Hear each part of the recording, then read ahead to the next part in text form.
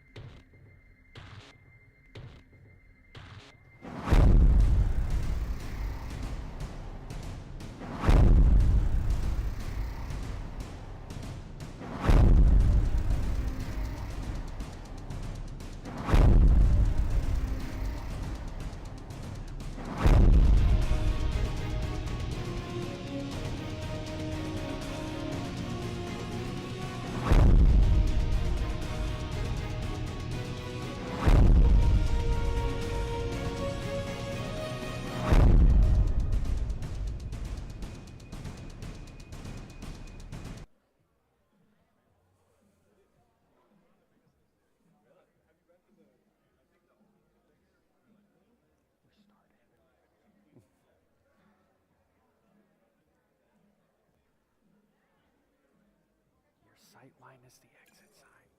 Okay, we're looking over there. Okay. What's up? I'm ready to go.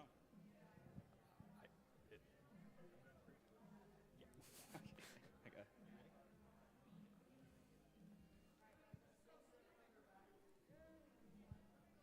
Welcome to the Las Cruces Public Schools Roadrunner Rally Esports Showcase, the first K through 12 educational esports competition in the state of New Mexico. I'm Dieter. With me, I'm Patrick. how are you doing this morning? I'm doing great. You know, it's a chilly morning here in Las Cruces, New Mexico, but I'm excited for some esports.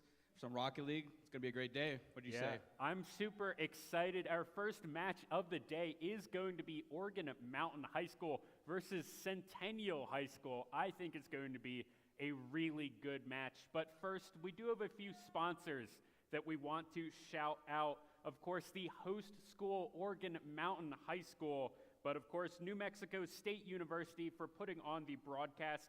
First New Mexico Bank, Riverside Technologies, Inc., RTI Threads, Legion by Lenovo, ViewSonic Gaming, ASUS, and Spectrum Furniture. So thank you all to our sponsors, and thank you to NMSU for not just all the production, but also providing shoutcasters, not just you, but we'll also have some high schoolers on throughout the day. I'm super excited for this tournament. I think it's super cool. I think this is a great opportunity for high schoolers and young esports prospects who really want to get into this. This is an amazing event being put on, and I'm just excited as well, Dieter. Yeah, I think it's going to be really, really cool. And it's not just high schools, it's going to be middle schools as well. So the format of the tournament is going to be 2 high schools who have played through a bracket are going to play each other. Currently in Rocket League, we of course have Oregon Mountain and Centennial. And then after this game, we will have 2 middle schools playing each other. That is going to be Camino Real Middle School and Vista Middle School. And then the winner of that match gets to play the winner of the match that we will be going into very shortly for the trophy here for the Roadrunner Rally Esports Showcase. It's a great day. It's an amazing day. I wish I had this sort of opportunity when I was in middle and high school. This is an amazing, just time for everybody, I think. Yeah, and I know that at least in APS, I'm from Albuquerque, University of New Mexico, came down here for this event. APS already has esports classes, but Las Cruces here in the next couple of months, I think they may currently have clubs, and in the next couple of months, they're going to be starting up these esports classes where these students get to learn teamwork, team building, educational esports, all of that, all the educational, the team building stuff that goes into esports. And it isn't just, competitive video games. There is so much more to it. And not just the esports, not just playing, but there's also, what we're doing, the shoutcasting, the broadcast. There's 4 or 5 guys behind the stage that no one's ever going to see doing all of that, the unsung heroes of esports, of course, and another couple of guys in the booth. So shout out to all of our production guys. Those wouldn't have anything without them. We need to...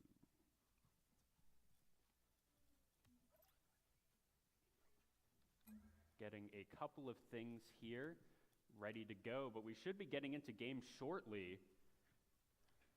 So it looks like all the players are already on stage, warming up, getting their fingers, getting the buttons ready. Interestingly, we can see a few people playing mouse and keyboard. I know that's generally fairly unusual for Rocket League. No, yeah, for Rocket League is definitely a controller-dominated esport, and it's an interesting take. Never mind, there he goes with the Never mind. controller. Well, of course.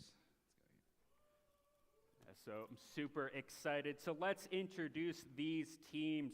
Here on the Oregon Mountain High School team, we have Mid Bunny, Lil Saggy 86, Dragon Life, and the head coach Michael S.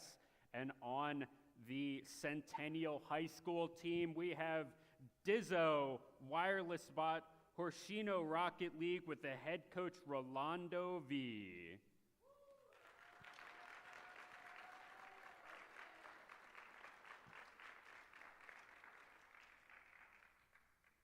I'm expecting it to be a really great game between all 6 players here. I know they've been playing all year, all tournament long here just to get here. I think it was 8 or so teams in the first bracket, and these are the last 2 remaining at the high school level for Rocket League.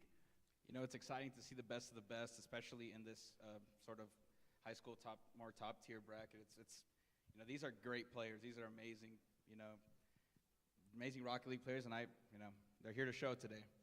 Absolutely. And I think the other fun thing about this tournament is I know we did at least see Oregon Mountain High School at the NMAA finals this past spring. I don't remember where they placed in that tournament, but that was the tournament for NMAA, which is the athletics. So this is the first educational esports tournament in New Mexico, but we of course have had esports here in the state for many, many years already with the NMAA, with all these sports programs. Schools across the state come together in Albuquerque. We've done it now 2 years in a row for the finals there, and it's so much fun to see all the schools across the state for that, and then have all these other tournaments like this one for more local.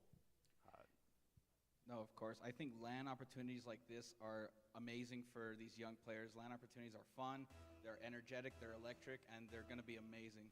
And it looks like I just heard the go sound, but that may have just been a button test, as someone did just leave. Maybe some technical difficulties. Yeah, might be a few technical difficulties, but that does mean that we're very, very close here for getting into game number one. This will be a best of three. All these Rocket League games are best of three. Later in the day, we will be having League of Legends show matches and matches as well. That will also be middle school playing each other, high and high school playing each other, and then the winners of those two get to play each other for the trophy. So super excited for that. It's not just Rocket League at this tournament, but we are, of course, starting out with Rocket League this morning. So hopefully all these technical difficulties will be resolved very quickly. And while we're here, don't forget to check out the E-Lounge with NMSU Esports over in the gymnasium. Additionally, the high school culinary students are participating in an E-Flavor Dessert Showdown. Their displays are in the commons areas. I believe if you're a student, you got a little token that you can put in a box to vote for. The desserts. There is also art canvases displayed throughout the building, provided by elementary art classes. I believe you can also vote on those. And then also there's the Oregon Mountain Night Sky Planetarium, and they're offering tours throughout the day. The line starts right outside the gym, so there's plenty to do here throughout the day. This is not just the games going on. We also have stuff in the gym, stuff throughout the entire school. And I think it's really, really cool. Like, I never had any sort of opportunity like this in high school or in middle school for esports, really not even in college. As the founder of the UNM Esports Club in my senior year. So I never had any sorts of opportunities like this, and I think it's so, so cool that all of these kids, all these students are having these educational opportunities. This is just an amazing step forward for esports in general. It starts here in the lower levels with traditional sports. They start in middle school, they start in high school, and getting that to esports as well is a great start to sort of go into the collegiate level, to go into that pro level, and this is just a great stepping stone for all these students to get into the industry. Yeah, I think so, and I think I really just can't stress how cool all of this is. It's not just you can see coaches on the screen. This isn't just student-led. We have these coaches, and they are really awesome people. I've talked with so many of them throughout the entire state of New Mexico, and they're all great people, and they do really great work with all the students. And I think that's just really cool. So it's not just, you're not just getting coached in baseball and football and any of these sports. You're also getting these opportunities of being coached in esports and that's something that I think a lot of these students wouldn't have the opportunity to have without this sort of program. No, yeah, and I've met a lot of these coaches. They're very passionate individuals. They love what they do here. They love working with these students, and the amount of passion and dedication they have is just, it's amazing. It really brings a joy to my heart. Reminds me, I played League of Legends esports in high school for a little bit. They tried getting that going in Texas, but even that for me was an amazing opportunity. It's great. I love it. Yeah, I think it's just really cool. League of Legends will be later in the day. Currently, it looks like we should be getting into game soon. This might be the third or fourth lobby now. I know that, there's always these early lobby issues. Hopefully they'll all get smoothed out now at the beginning of the day, and then the rest of the day we will have just go super, super smoothly, but I know that's not going to happen. That's always that's always the hope, but man, some of these, and you never think about it, because in all of the games when you're just solo playing or even playing with friends, you're like, oh, the lobby works, it's great, and then you get into these tournaments and it's like, why isn't it working? So hopefully we'll get these all. It's better to have these issues come up earlier rather than later. So yes. Waiting on that. I think we're going into a lobby now. Hopefully, crossing our fingers, this will be I the one. think I just heard the starting sounds. I did as well. All right. Let me enter. And it looks like we are now in lobby. I see everyone joining the match, so hopefully we'll have it. This is a best of 3. So if you lose one game, you're not out. You still have the possibility for the comeback play. All right, let's see. Will this lobby fire? No issues so far. No issues so far. All right, I'm seeing a bunch of joining. Hopefully we will, but this is going to be the Centennial High School Hawks fighting the Oregon Mountain Knights here in game number 1 of the Las Cruces Public Schools Road Runner Rally Esports Showcase.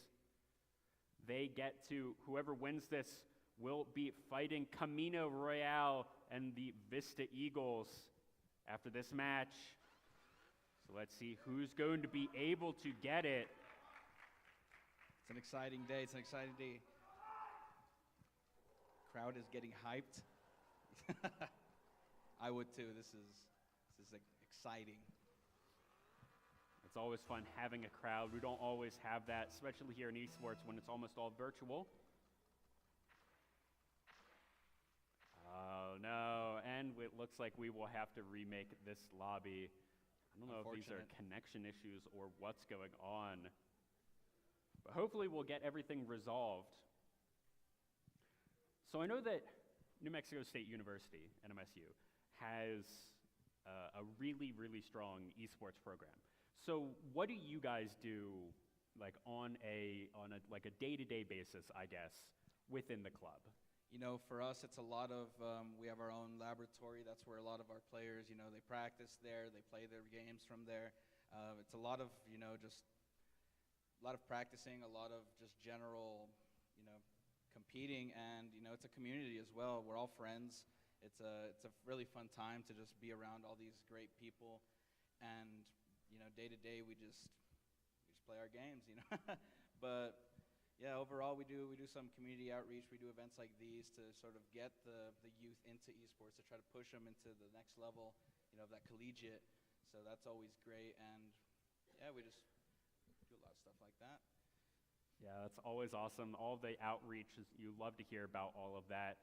It's also great to just hear about anything else that goes on esports throughout the state. I know, we're a little bit of rivals. I'm from UNM, of course, but I mean, we do the same thing. So no matter what school you go to here in the state of New Mexico, I know Tech also has an esports program where, from what I've heard, it's the same things, a lot of outreach, playing video games, but it's also, making friendships in the club and throughout just kind of the university. And one of the things that I really liked about, especially at a university level, esports is it gets a lot of the students out of their dorm rooms and actually talking to people. All right, so it sounds like we are going to get all these technical difficulties fixed off camera, and we will go to a quick break, and we will be in game right after that. So we'll see you then. See you in a bit.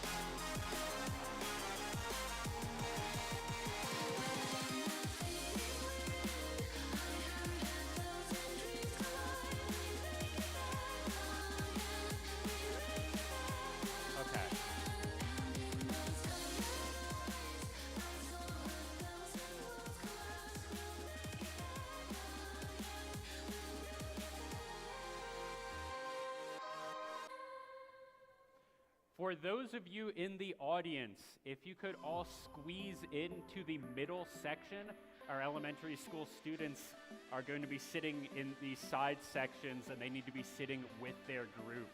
Thank you.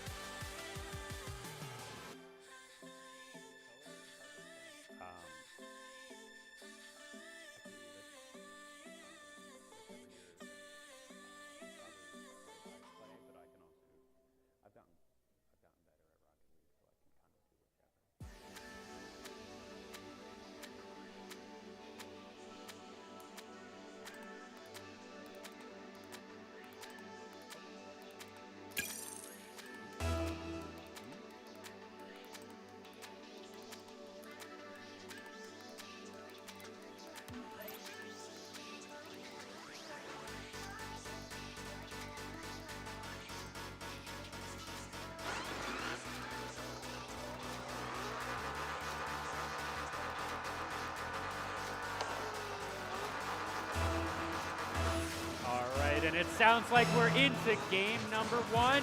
Yes, all right, here we go into game number one here, Oregon Mountain High School versus Centennial. Let's hear it for our competitors. It's going to be an exciting match, Peter.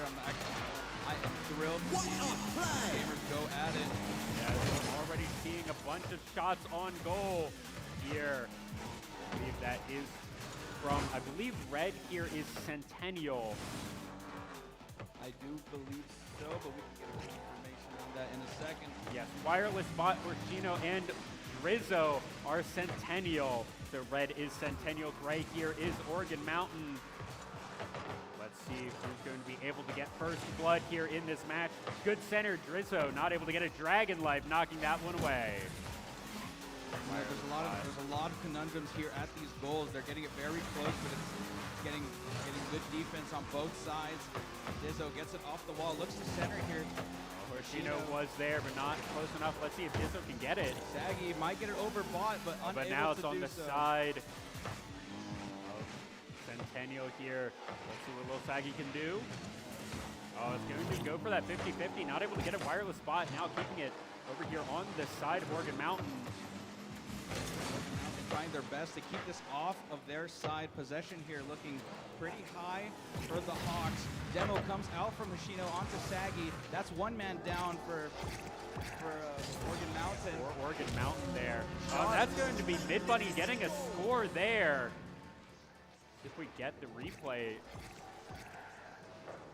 That is going to be a score there for Oregon Mountain there. 1-0, 3 minutes and 25 seconds into the game. You know, and sometimes you get early goals, sometimes you get them a couple minutes into the game. There we go. All right, 3 minutes do remain here in this game. Let's see if Centennial is going to be able to tie this one up.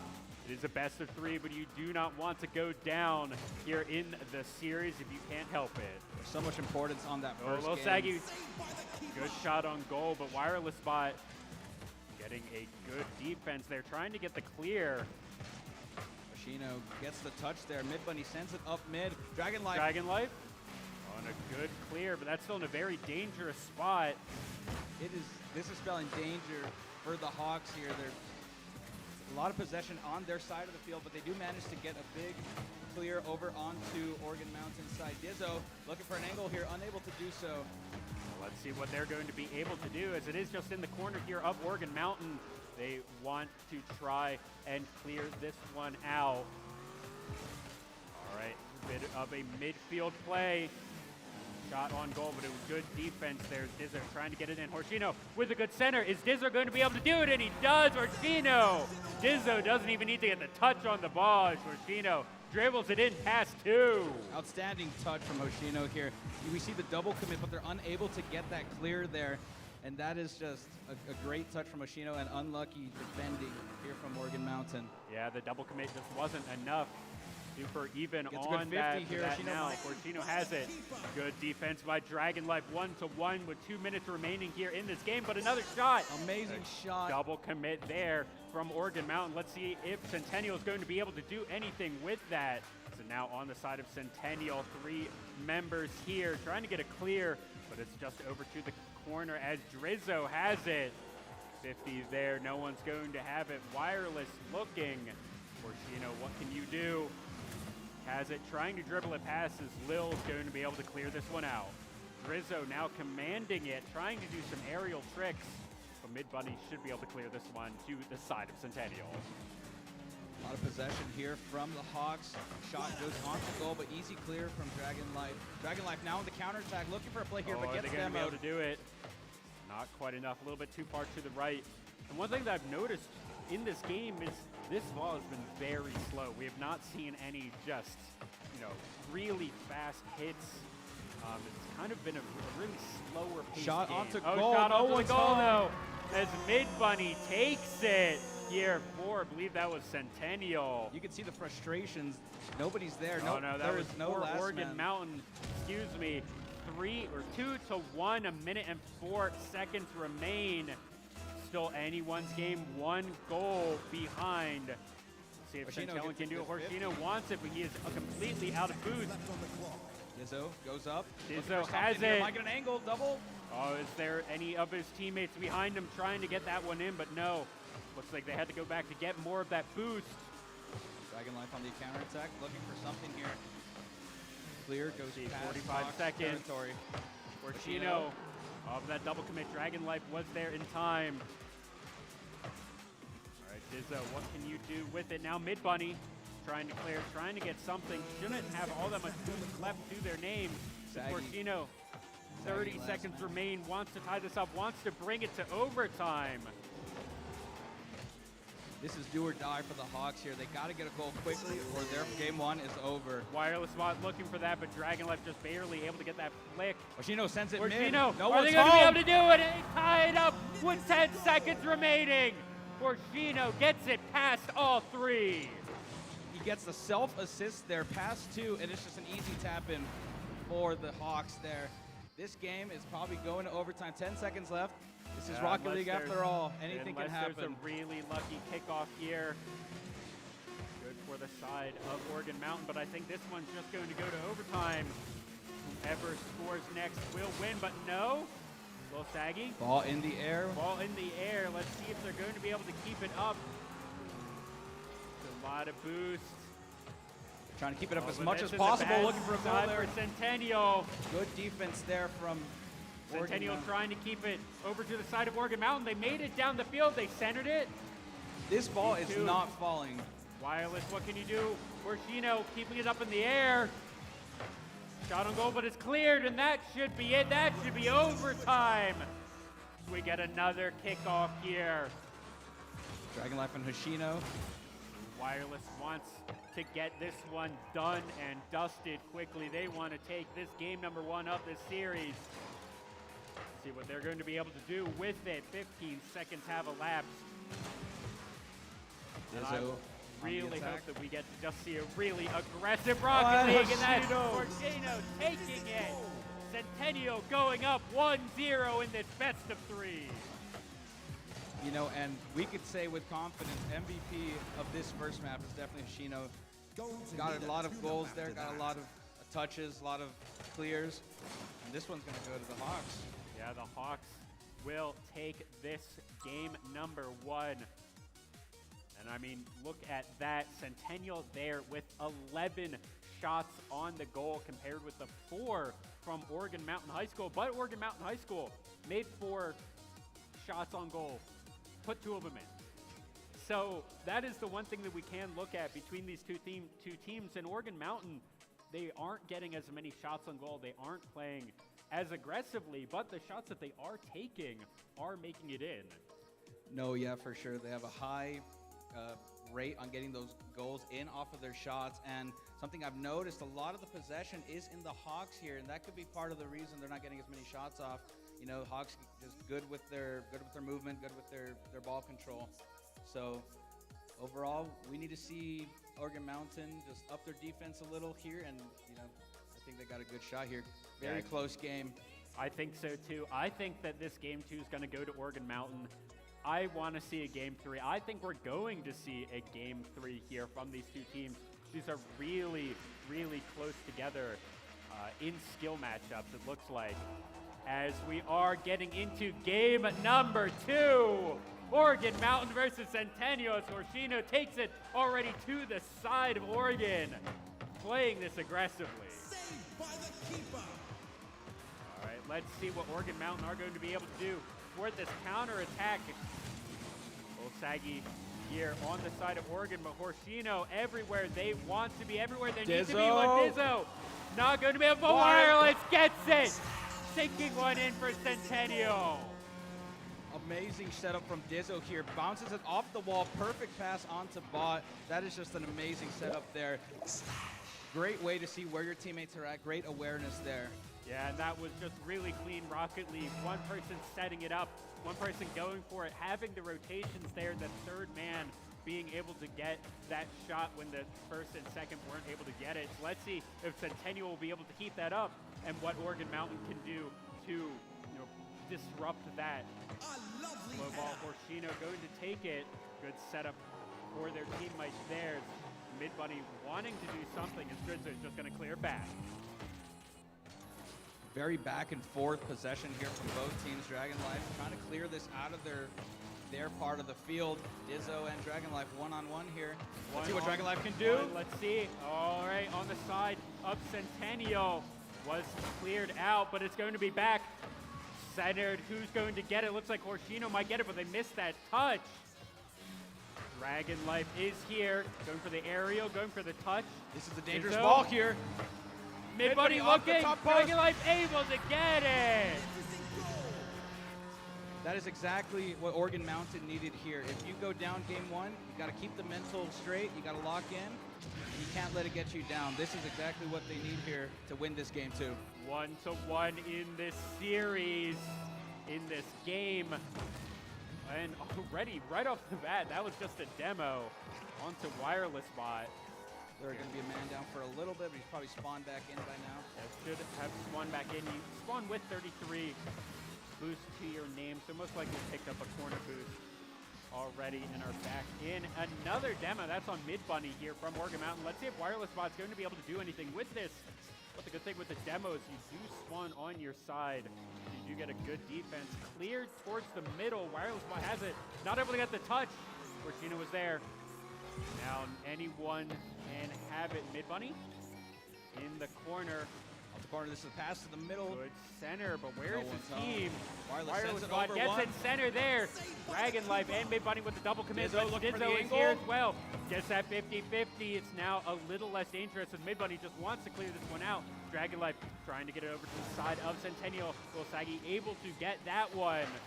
But now Wireless Bot with the boomer clear towards the side of Oregon. Once again, missing that touch just a little bit. Because we are just in Clear City, USA, back and forth.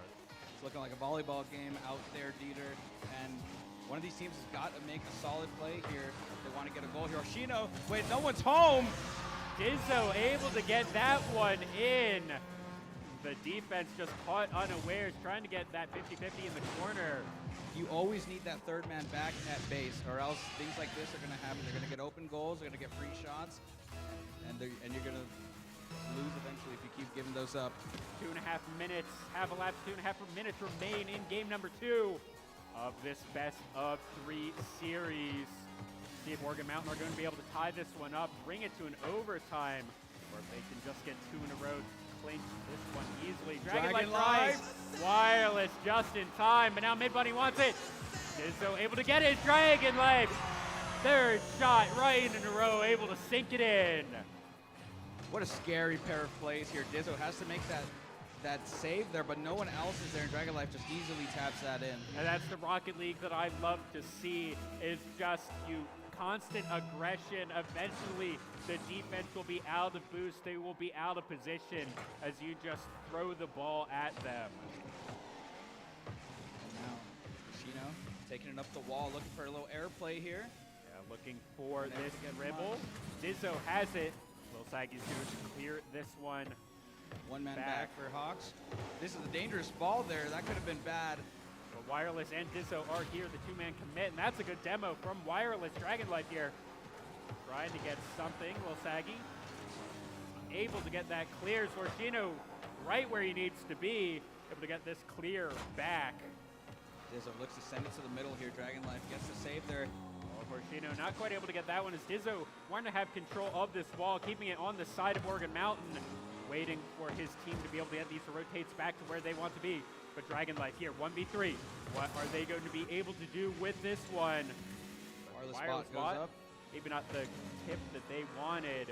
Dizzo back to Wireless Bot, looking to do something here. This could be a dangerous ball. Dizzo looking. Centered. Horshino has it.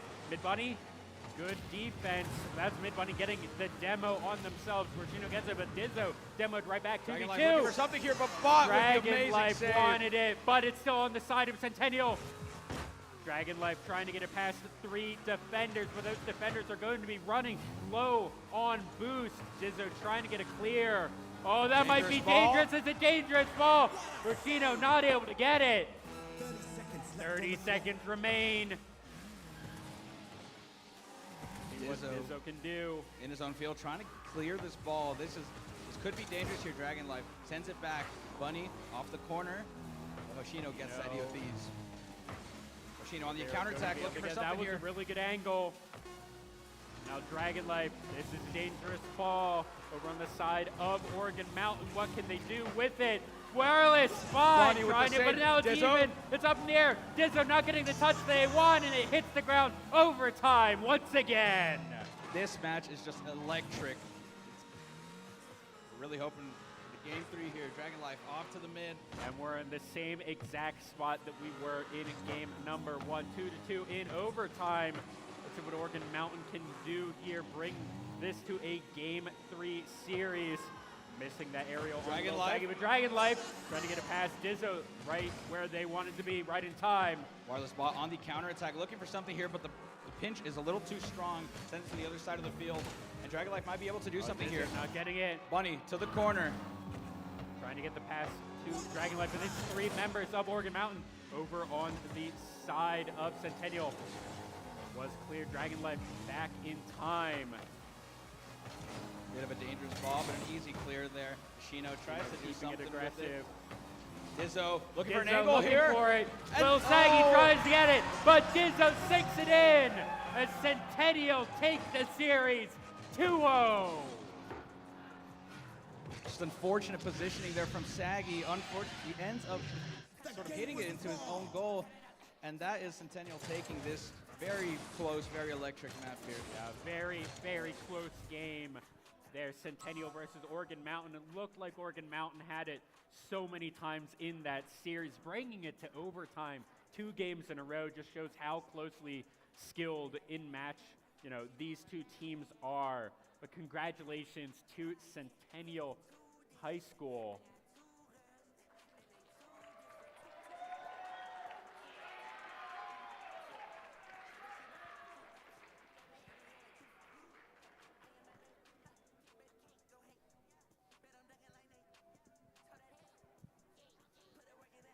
All right, and as a reminder, the winners of this game, so now Centennial get to face off in the grand finals here for Rocket League versus the winners of the next match, Camino Real versus Vista Middle School.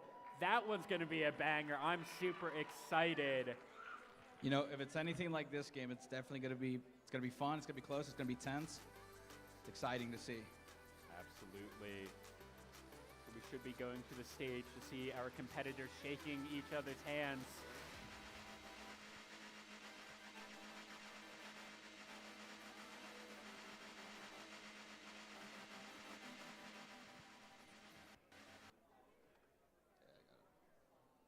Oh. Did we get it wrong? I don't know. I was told a best of 3.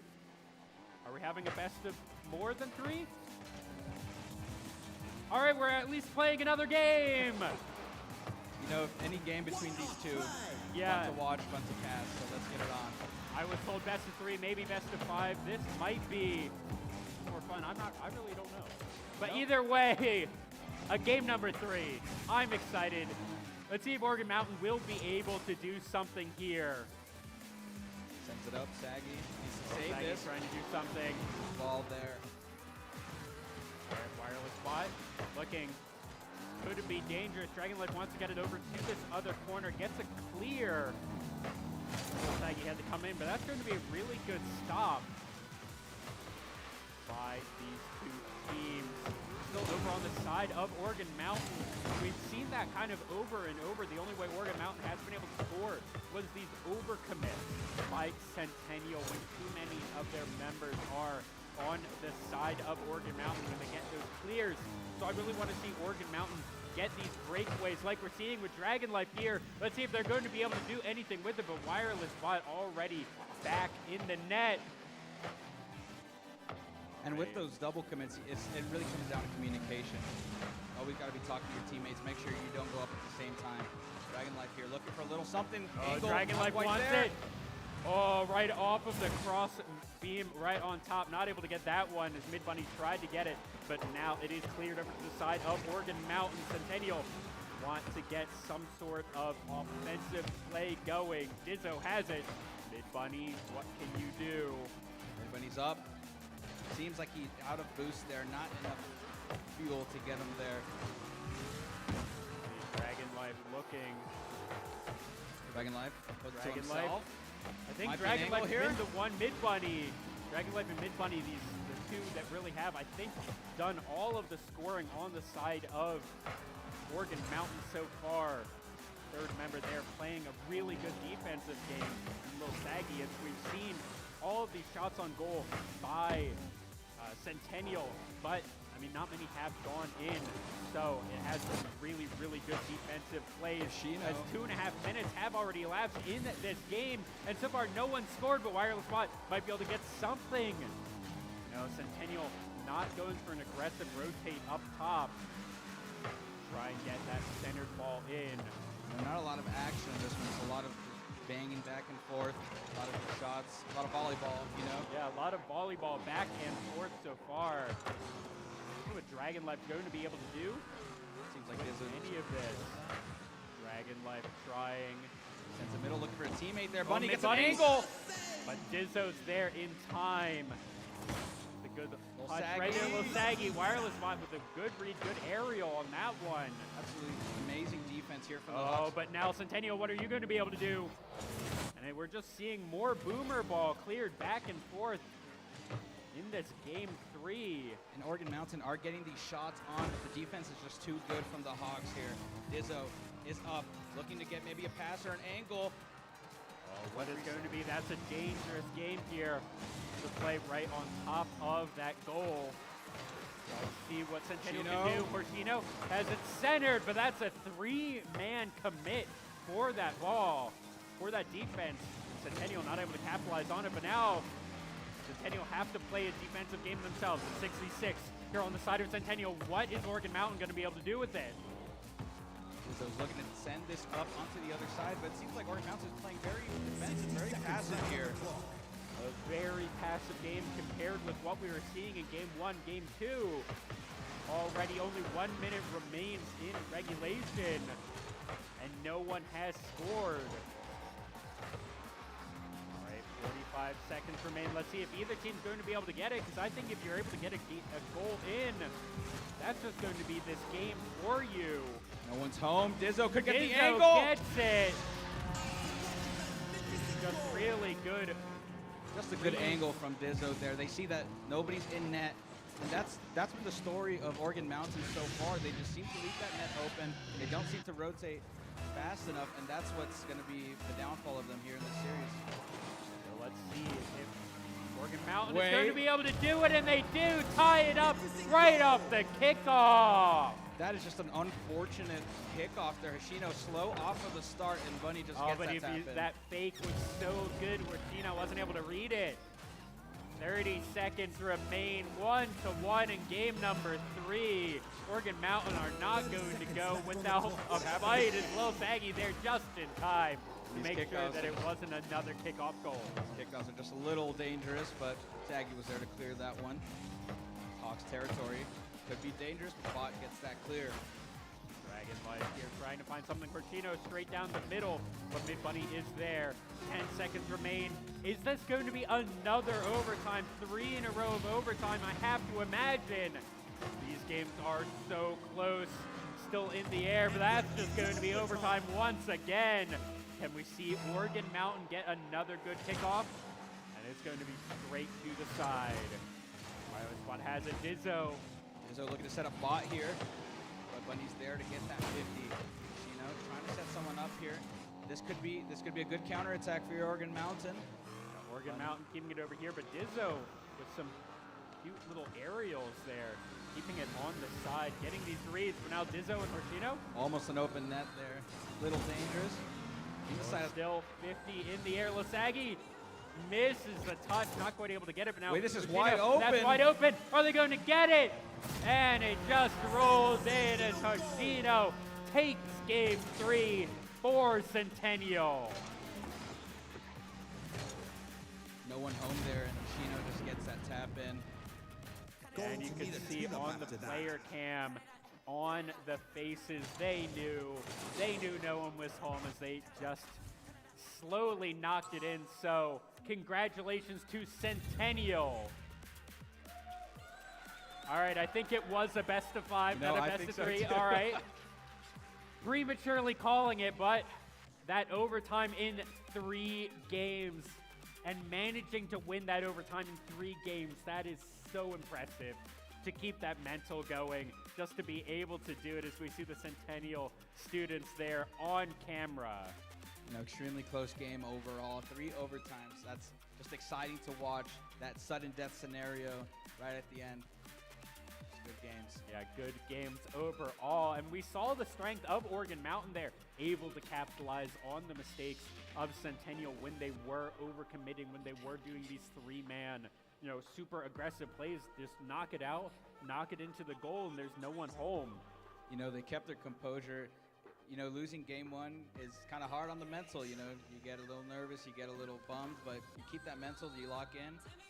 You know, they kept it pretty tight overall for the rest of the series, but unfortunately do drop the games to the Hawks here. Yeah, unfortunately, but we will see our players show good sportsmanship and shake each other's hands after this game, of course.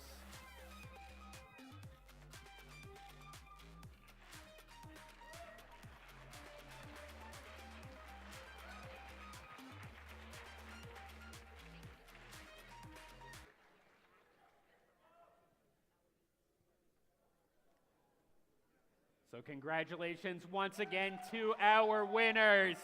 And we will see them in match number 3 versus the winners of Camino Royale versus Vista Middle School.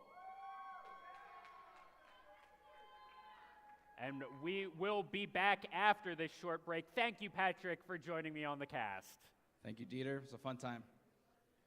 For everyone on the sides, if you could at least move down so that we can fill in the back.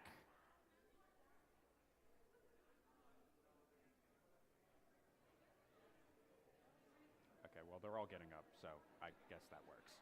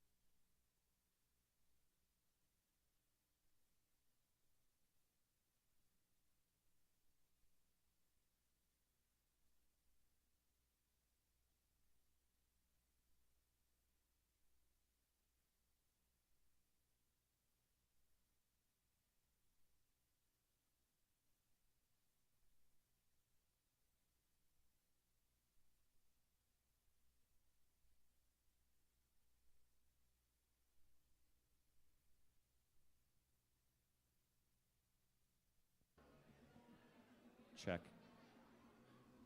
If the Rocket League teams from Camino Royale and Vista Middle School could make it to the stage to start setting up for your match.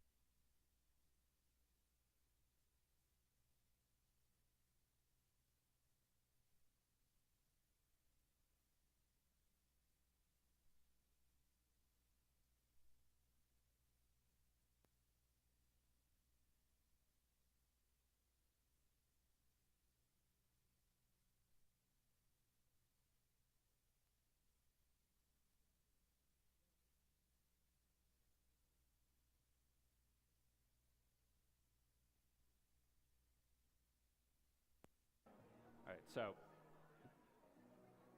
we're going to do uh, like once the lobby's set up, we'll be here, and then I'll introduce myself. The thing, the sponsors. You can talk about yourself, and then we're going to have them stand up in front of their computers, and we'll introduce the teams. Do you care which team you want to introduce? Can I see their tags?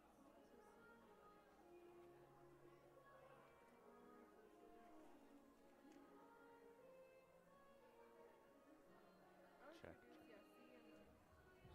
Okay, so you'll do, yeah, so you'll do Camino Real and I'll do Vista? Okay. So then, And just announce all of them, because I don't know which of the alternates are, so just say all of them. And I've just been doing so I've been doing on the Camino Real team, CRMS Sanchez, Hecko the Gecko, Purple Turtle, Rain 23, with head coach Deborah S. I've been saying S, but you can say Safara. I just don't like messing up people's names, so it's a lot easier for me to say Deborah S. Whereas it's Safara. Yeah, you can say Safara. okay. I'm ready. Okay. Let me just pack this in. And in Camino Real Middle School, we have Cram Sanchez,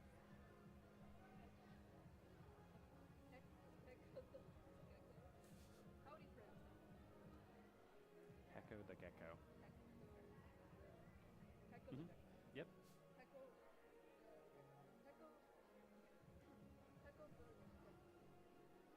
Hecko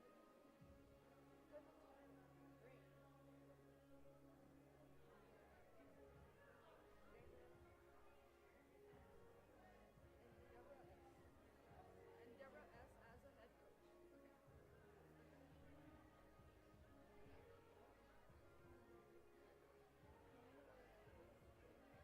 And our players from Camino Real Middle School.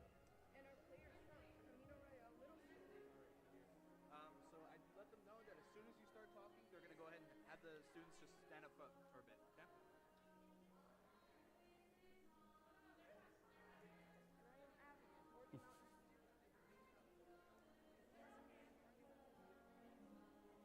Student here at Oregon Mountain.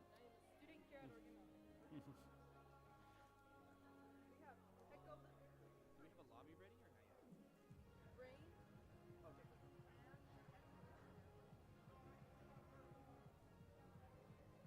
Wait, so you're just joining or are you making one? I think we were supposed to just join. Let me go ahead and find some.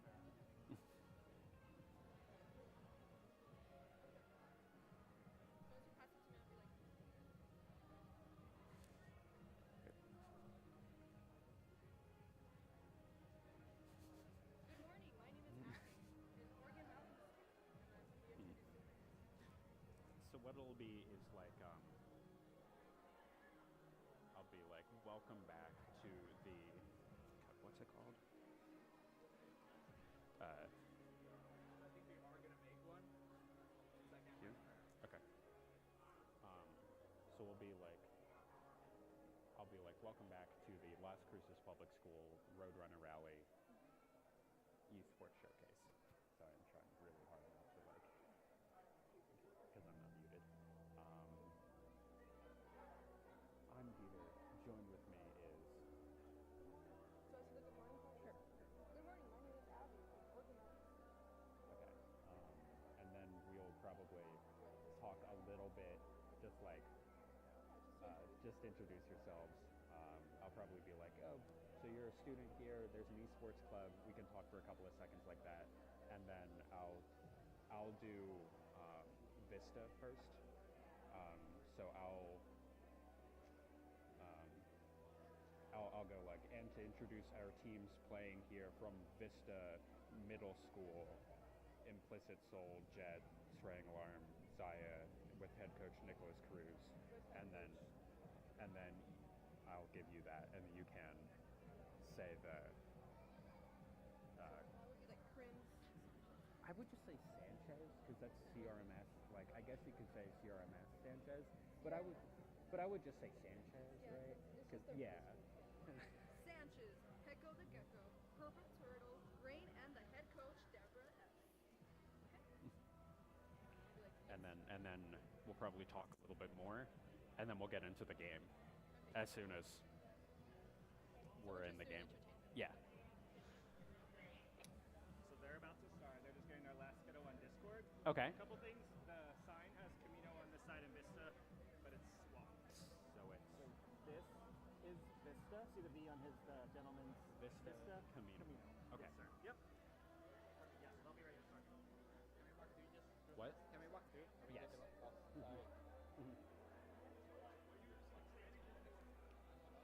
If you want, I can. Hmm? Is it okay if they're there? Because there are my friends. It's probably better if they're sitting. You guys don't happen to see one of these with a yellow that's green. Even though that's like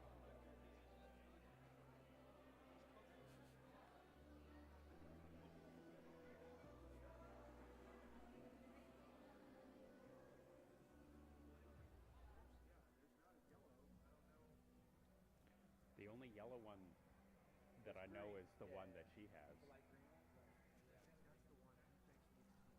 Yeah, I think that's the one I think she needs to be back. Yeah, that's the one you said. But these are the ones up there.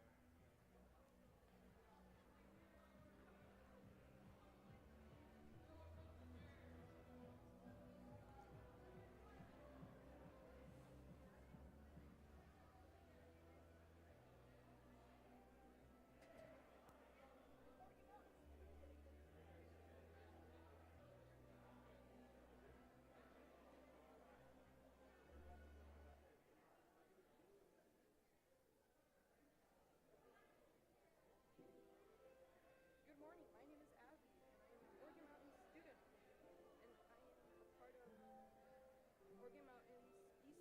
Okay.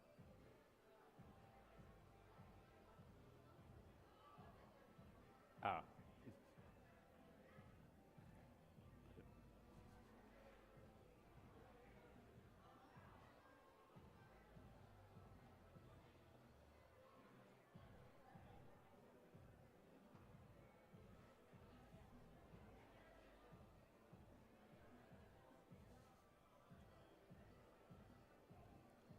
No, it's off.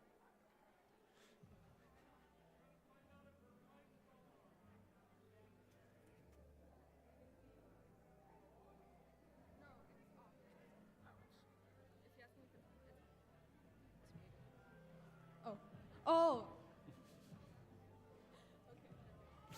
Okay. Okay. Has anybody joined yet?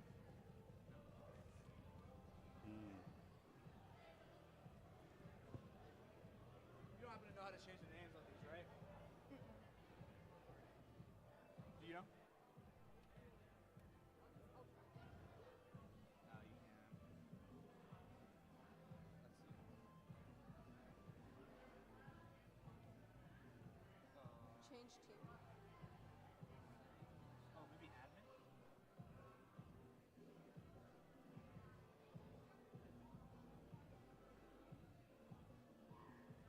Match admin?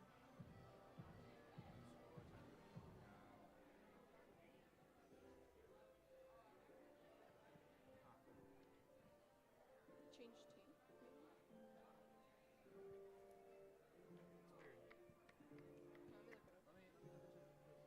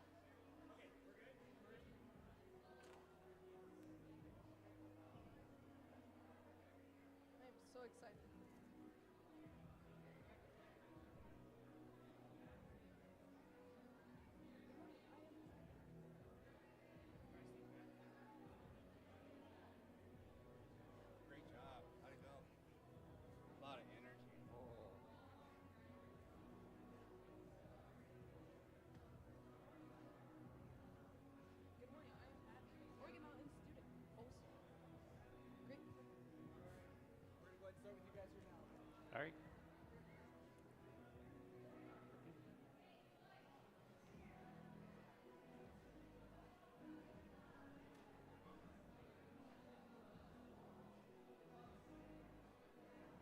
Hello and welcome back to the Las Cruces Public Schools Roadrunner Rally Esports Showcase. I'm still Dieter, and joined with me. Good morning. I am Abby, an Oregon Mountain student. Great pleasure to be here. Yeah, and how are you doing this morning? Pretty good. I'm so excited. Let's see how the game turns out today.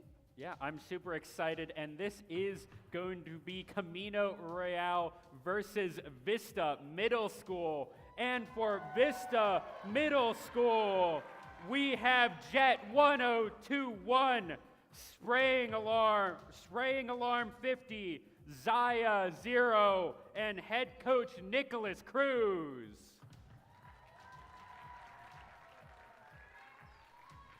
And for Camino Real Middle School, we have Sanchez, Hecko the Gecko, Purple Turtle, Rain, and the head coach, Deborah S.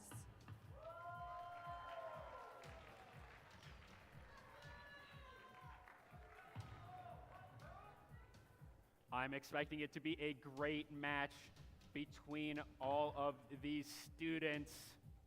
I think it's going to be great. We saw a really great match from Oregon Mountain versus Centennial. I think this one should hold up just as well.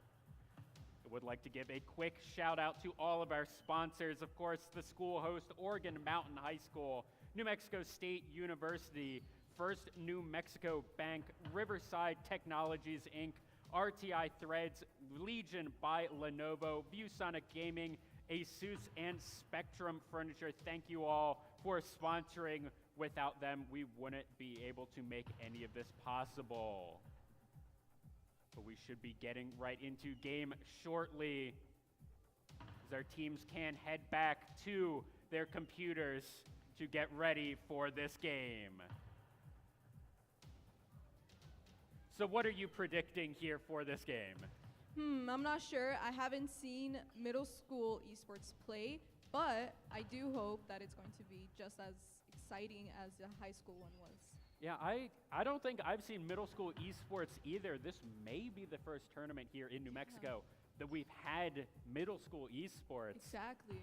So I'm super excited. I think that, there will be a bit of a difference, but I mean, all of these students, the more or less the same schedules and everything.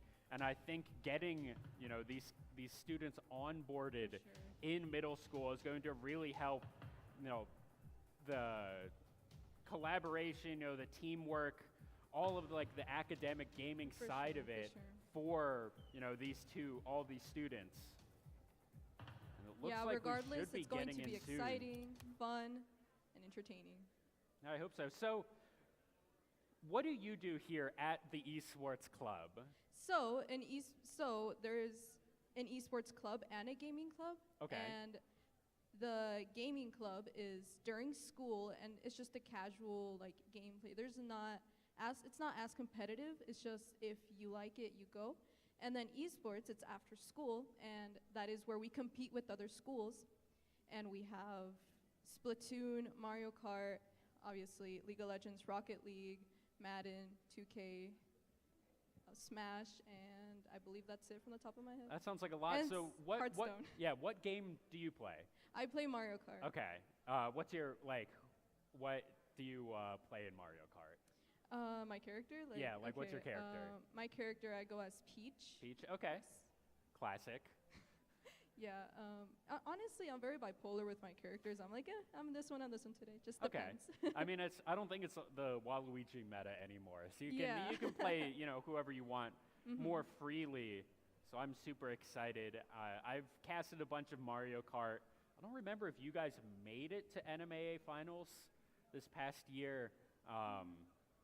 But if you did, I probably casted you guys. I don't remember. It was like 9 hours of Mario Kart. Yeah, that. But that was a lot of fun, and I'm super excited to see all of these games. Mario Kart, Hearthstone. You said Rocket League. All of these games get into the curriculums here at school, becoming these classes you know, all of these academic gaming type things, because I really just can't stress enough how much like teamwork For that sure. everyone learns. Exactly. It playing these teaches you. games, It yeah. teaches you a lot about working with others, not just like I guess not just in the game, but like communicating, like being there, like trying to understand each other, which is very difficult to do, especially when you're very competitive, when there's a time restraint, all that. So it forces you to learn.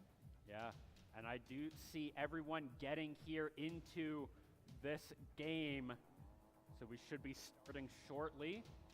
Looks like it's going to be purple versus blue.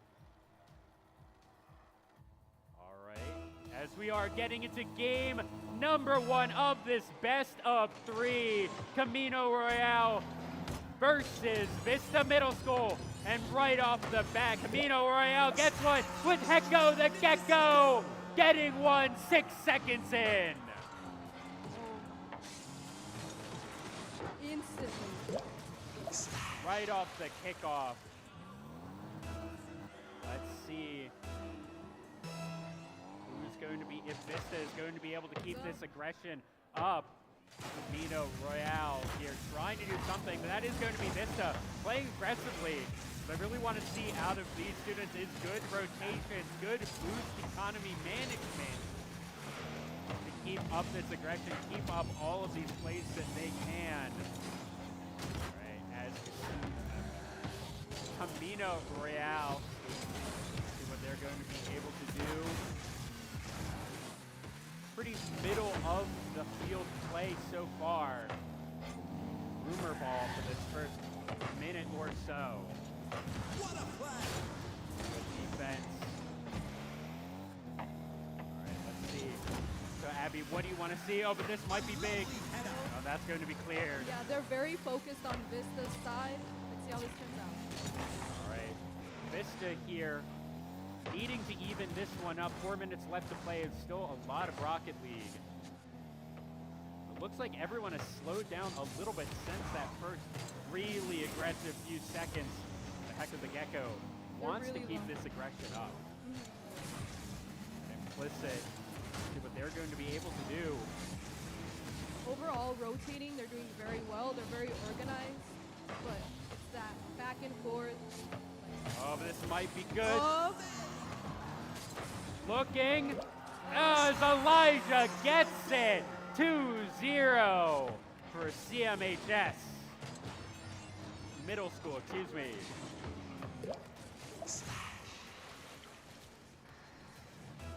All right, 2-0 here for Camino Royale. right in the middle. All right, right in the middle. Let's see if either of these two teams are going to be able to play this ball anywhere. A little bit in a bad spot from CRMS. All right, Vista here with the good shot. Oh, they're centering it. Dangerous. Centered it. But Vista wants to clear this one out. Heck of the Gecko Oh. going for a shot. Right above, right above. Oh, they're gonna go in. Purple Turtle gets it. Heck of the Gecko with a really good center off of the back. And then Purple Turtle just where they need to be. Right there. 3-0. No nerves for these middle schoolers on stage at all. Let's see if Vista will be able to do anything or if they'll just give up game 1. It is a series. Right above. We'll have to see if they, maybe just game 1 jitters, game 1 nerves, and if they can shake that off. But still 2.5 minutes left to go. It's centered, and it's cleared out by Vista. All right. Oh, that was really dangerous, but a good save by CRMS. Jet here wants to keep it over on the side of CRMS. They want to bring this to at least a 3-1 game. See if they're going to be able to do it. Could there be a last-minute comeback? It's not the last minute yet. There's still 2 minutes left to play here in this game. But Purple Turtle, an open net. He gets another 4-0 for Camino Real Middle School. And that was just seeing the rotations in open net. Purple Turtle just catches them completely out and gets that one in. Vista, see what they're going to be able to do. 4 in 2 minutes, it's not unheard of. But they need to start tightening up their gameplay. I would love to see, just really good rotations from these 3 members. I want to see one person centering, one person going for the goal, and then the third one back in net, but that one might be a goal.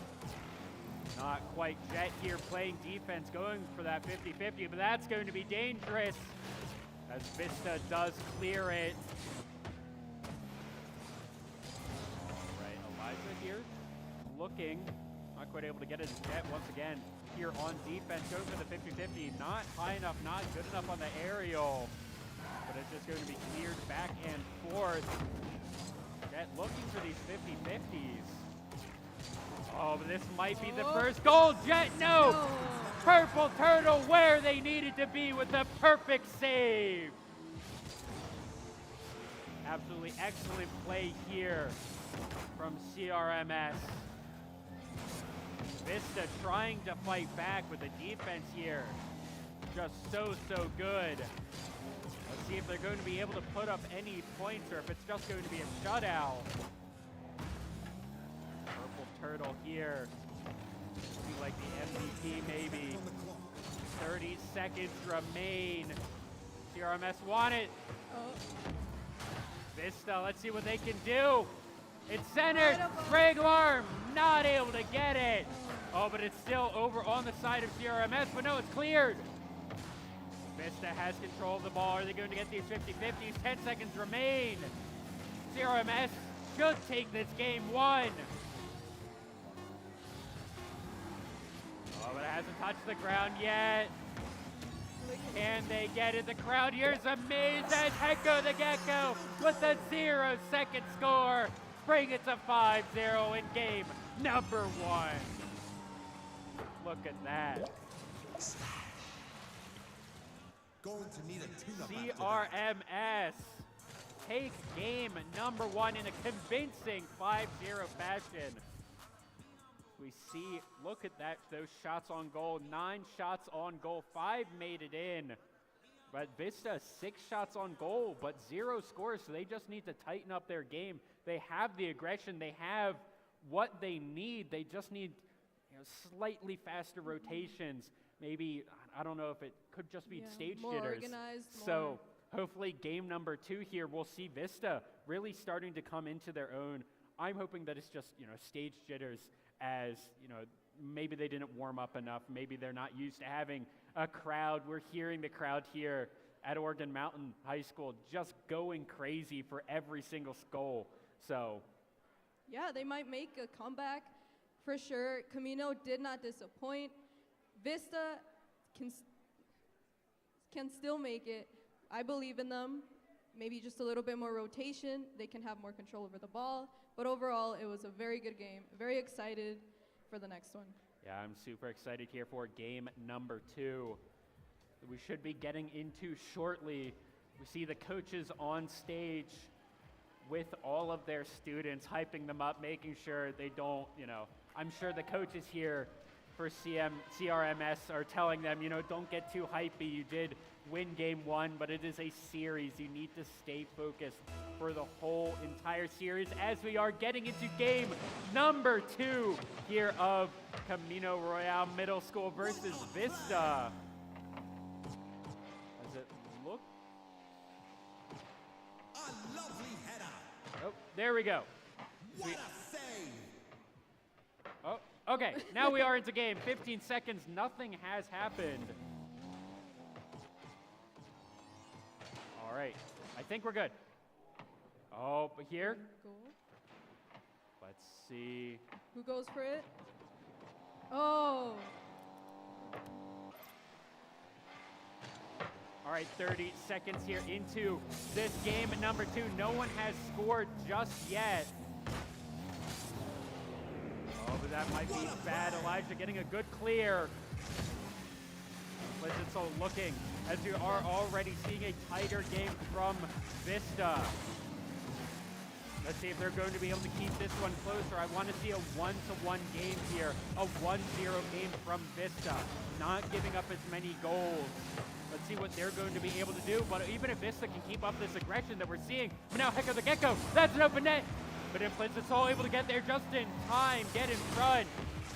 Hecko the Gecko here trying to put something up for their team as Vista, now what can they do? The Eagle getting fancy with it. Not quite able to outplay, completely out of boost right there. Hecko the Gecko, able to get that 50-50. The touch was just there for him. I think that was Jet. Implicit Soul looking. Oh, but getting a demo by Hecko the Gecko. Elijah now here. Purple Turtle in net, able to get that good clear. CRMS is playing really well. Vista trying to keep up this aggression. It's centered, but no. Not able to get that center just yet. It's Hecko the Gecko trying to get past two. Looking for another one. It's centered. Camino Royale dude here. Elijah looking, trying to center this one for his team, but Jet wants to go for this 50-50, wants to go for all these clear, make sure that these centers can't be shots on goal. Hecko the Gecko exactly where they need to be for that touch. Eagle looking, not able to get a shot. But now Hecko the Gecko now on the side of Vista. This could be dangerous. Can they clear it? Implicit getting a good clear, but Elijah here knowing where they need to be. 2 minutes, 15 seconds remain in this game, still 0-0 as both teams are playing out of their minds, super aggressive. And I think the team that scores will be the one that just is able to get the rotate, and that might be enough. Implicit Soul there just in time. Slow ball.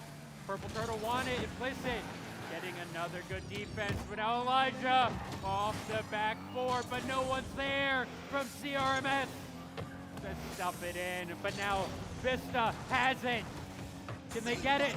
Elijah's there. Hecko the Gecko. 90 seconds remain in this game number 2. CRMS want to keep it a clean 2-0 series, but Implicit Soul gets one in. And look at that, just past all of the defense there. A perfect goal, exactly what you want to see. Vista so far leading this game, wanting to tie up this series, bring it to game number 3, and maybe that game 1 was just a little bit of stage jitters. We'll have to see. We'll see what their coaches say after this game, if they're able to keep it to this 1-0 game, if the CRMS coaches are able to tell them, get them in that mindset of play like game number 1, have that 5-0 game. 1 minute remains. Hecko the Gecko trying to clear this one out, but the Eagle wants to keep this on the side of Vegas. On the side of Vista, excuse me. Eagle. Centering it. Good center. Implicit Soul wants to get something. Jet, good defense. These are really good rotations here. From the side of Vista, Beagle able to get the good defense. 30 seconds remain. Implicit wants to bring this to 2 so that nothing bad can happen. 20 seconds. Bring it to 2. Come on. Very close. Oh. The angle's just not there. Hecko the Gecko setting it up once again. 10 seconds. Can they tie it up? Implicit Soul 5 and seconds. Beagle are here. 3 seconds remain. And that is just going to be Vista taking game number 2. Tying up the series. That comeback. Wow. And we just saw, I don't know if it was nerves, but the difference in play between game 1 and game 2 Exactly, was yeah. night and day. Vista there, I don't know if it was nerves. I don't Might know have been. if they just needed game 1 to warm up, or maybe it was just elaborate mind games. You know, lose game 1 to give fans false hope. Yeah, exactly. And, That's you know, what I was just thinking. really, you know, try and tilt them. But we'll have to see, as we do have a couple of minutes here for the coaches to give, you know, their team all of the information. So if you were the coach here for CRMS, what would you tell them? I would tell them, concentrate, you can do it, be organized, rotate in as much as you can, and overall, just to have fun with it. Because, like, the first game, it might have been, like, sort of like, how did you say, like, stage fright type of thing? It might have been that might have been throwing them off. And once you surpass that, like, everything is approachable, everything is possible. Yeah, we'll have to see, and hopefully game number 3 is going to be a banger, just like game number 2, as we do see everyone get into this match. It should start very shortly as we are into game number 3 of Camino Real versus Vista Middle School. All right, no kickoff goals just yet. But this might be dangerous. Middle of the field play could go either way if someone's able to get a half-court shot. But we're just playing boomer ball. That might be Elijah. No, they weren't able to get the tip. Weren't able to get the touch in. Oh, but heck of the gecko. Their angles, their geometry wasn't good enough. Beagle looking. Oh, but that's a good demo on Rain. All right, spraying alarm, what can you do? Echo the Gecko put up 3 points in game number 1, but they weren't able to do anything in game number 2. Let's see if they're going to be able to do anything in game number 3. It's Player Alarm, tries to get it, they set it up for Beagle. But such a good defense from CRMS. 2-man double commit. And place it Soul here with it, trying to get cute with their aerials. Oh, but it's a 6-man commit on the side of Vista. Can they clear it? It's a little dangerous. Can't happen. This is all out aggression from CRMS. Implicit wants it, has a lot of boost to their name. Got that midfield boost. It's centered. Implicit has it. Implicit scores! 3 minutes and 20 left into the game. Implicit read it, got it past all of them, and gets 1-0 in game number 3. This comeback is something else. Let's see what CRMS can do.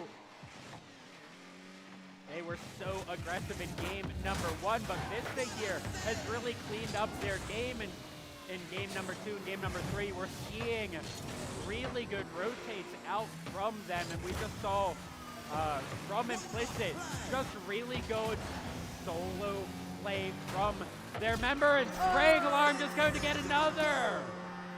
Vista goes up to 0 in game number 3. CRMS needs to play a tighter defense here. We're seeing too many double commits on the aerial, and Vista here able to play around that. They're able to just more like commit. Once you see the double commit, you're able to have the triple commit on the offensive side, as we're seeing it now. CRMS not able to do it. That's a good demo there on Rain. Spraying Alarm. Good center. Oh, he missed. That touch wasn't there. Implicit There, wants right it. there. Good center. Oh, Double gets commit. cleared. 3 members of CRMS over in this corner. Rain clears. Is Vista going to be able to punish? Centered, but Hecko the Gecko should be able to take it.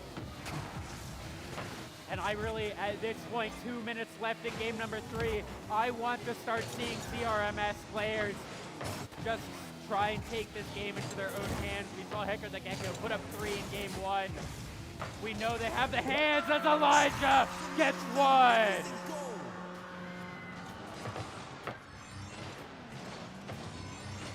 you see how he Cat- squeezes through them? Yeah, Wow, Elijah right, getting right it past between them. 2 defenders. Wow. As the crowd here is insane. I can barely even hear you, Abby, over the crowd. I can barely hear myself over the crowd in this game 3. All right. 2-1. They're sending it. 100 seconds left in the game. And, you know, I was a little worried because, you know, those high school players were playing really, really well, and I was worried that these middle schoolers just wouldn't be able to hand up in this next match. But, I mean, these middle schoolers, I think they're going to take it. Yeah, for sure. They do not disappoint here. They are going all They're- out. Very they're organized, playing all very out. skilled. Just super aggressive here, and you love to see it. A minute left in this game. A heck of the Gecko looking, and they get it! Past the defenders at Vista, tying it up. A minute left to go, 2-2. Right there, right in the corner. Oh, it was off of Wow. Implicit Soul. Trying to get the defense there. You can really see how both of the defenses try to block him and then he runs right through. Wow.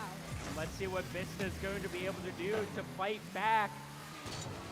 This might go to overtime, but Vista were up 2-0, but now they're even. They want to take it. They want to take the series. They want to play against the high schoolers. They want to show that even though they are the younger students, they play better. They're a better team. 30 seconds remain, and we might just go to overtime here. Rain looking to make sure that doesn't happen, but Spraying Alarm has it. Implicit Soul, 2v2. Tip, it's anyone's ball. Implicit has it, Elijah has it. Elijah wants to clear it. Vista have to go back, full defense. 7 seconds remain. Is it going to be overtime? Oh, it could be anyone. They want to keep it in the air. And it's in overtime in game number 3. Camino Real Middle School versus Vista Middle School. Let's hear it for your team.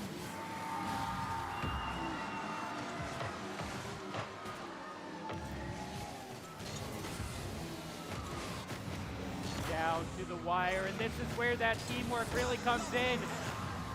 Where that coaching really comes in. You need to still play controlled. You need to play focused. And you can't forget what it's all about. It's a Beagle! Oh, right there, Just very close. slightly to the left, not able to get it. I cannot hear myself. Gecko the Everybody's listening. Gecko. Very close. What are you going to be able to do here? All right, Rain looking. Oh, it's centered. Oh, And Elijah with a great score. Wow. Great defense.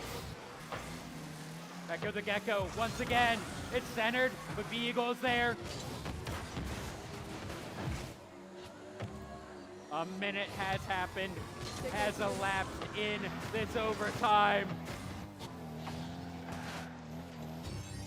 Mid-game ball right now. And you have to Centered, imagine centered. it's centered. Oh, he clears As it. Elijah just barely gets the defense. Wow. You have to imagine the pressure's really starting to set in. Spraying Alarm there with a good defense, but it's still centered. Gecko the Gecko. Missing that tip, missing that touch.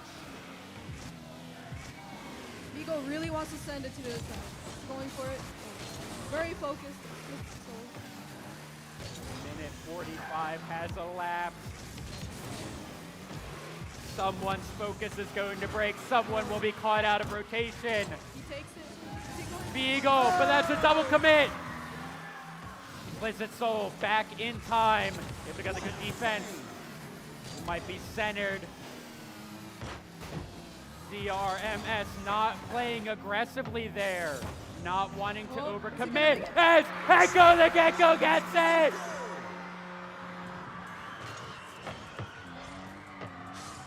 Camino Royale takes it in a Game 3 overtime. Going to need a tune-up after that. A dominating Game 1 performance. Vista Middle School takes Game 2, bring it to overtime in Game 3, but then CRMS, 2 minutes of overtime, take it there. This is insane. Mind blown. Middle schoolers are something else. I'm so... And just the energy in this room. So, I mean, just such good play there from all 6 players. The back and forth, the clearing, oh my god. We're like, they got it centered and then last minute somebody clears it over and over again. That is insane to me. And Elijah there, the MVP of the game, 629 points, 3 shots, 4 saves from Elijah. Absolutely huge performance there from them, from the entire CRMS team. Vista, of course, doing a really good job themselves, as we will see these 2 teams show good sportsmanship and shake their hands across the stage. Here. So congratulations once again to CRMS. They will be playing the high school team that was Centennial one, right? Yes, Centennial will be playing CRMS after this, as we are getting a Game 3. Okay, it is a best of 5. It is not a best of 3, so we are actually going in for another game here.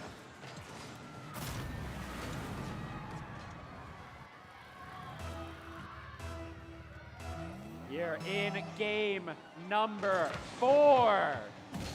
CRMS took 2 games, but Vista want to bring it to game number 5. As Beagle takes it. Instantly with that one. Instantly.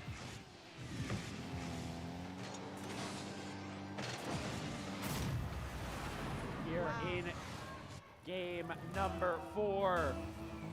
This would be where CRMS take the game, take the series, go against Centennial. It is a best of 5, not a best of 3.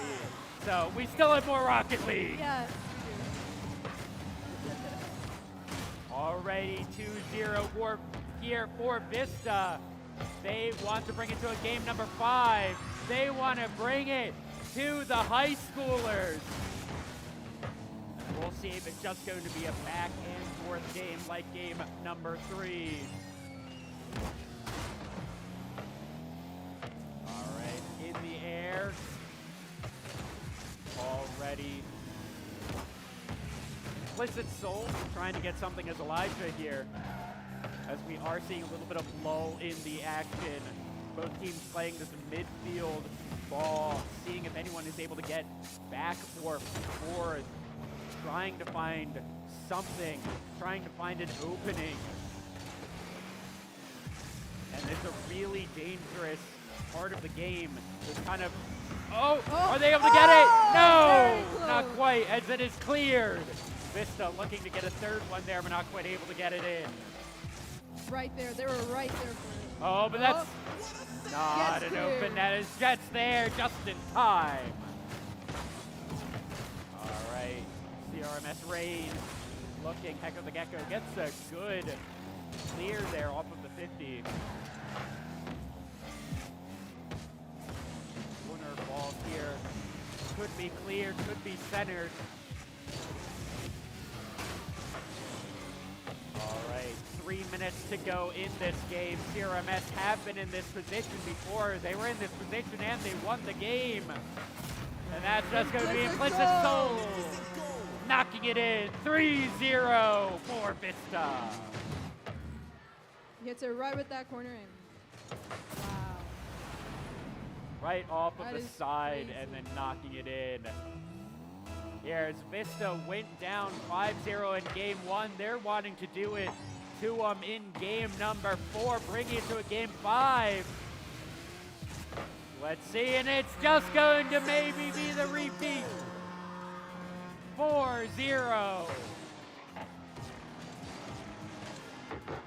And that was just an open net. Jet seeing it, getting it in.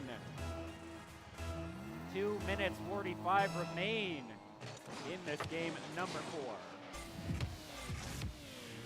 The Eagle looking to get something there, trying to get a dribble, but it is knocked away.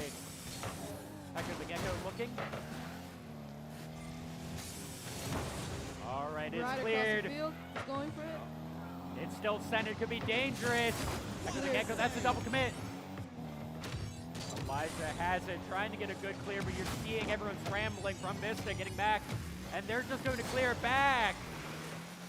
I think that's Elijah there, trying to get a good tip, good 50.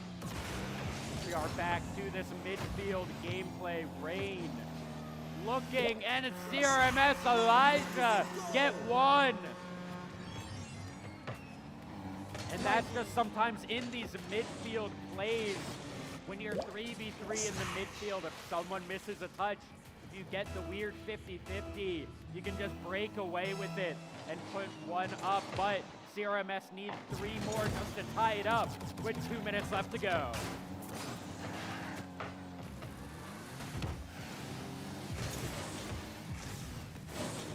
All right, Implicit Soul looking. Not quite able to get that tip in, but Jet actually missing that touch. And it's centered. Still could be bad. CRMS looking. But the defense there from Vista able to scramble just in time. The Eagle here with quite a bit of boost. See what they're going to be able to do. Oh, that's not an open net. And he sends it Good back. 50. Wow. All right, some stick aerials here from all players that we're seeing. All right, a minute, 10 seconds. 4-1. You have to imagine this is going to take game 4. That's just going to make game 5 even more exciting. 1 minute remains. Let's see if CRMS is going to be able to fight back. They want to keep it more even. That's Hector the Gecko getting a good shot, but then getting demoed. Another demo. Implicit Soul. You can just see here how they're focusing on the boost pads and making sure that they have deep control on the ball. This boost management is so important for this game. 30 seconds remain in game number 4. Oh, but that's just going to be Rain. 2-4 here. Keeping it even. You love to see it, not giving up. Just getting it past all 2 defenders there. All right. Can CRMS get a kickoff goal? Can they do something here in game 4? Prevent the game 5. Go versus Centennial.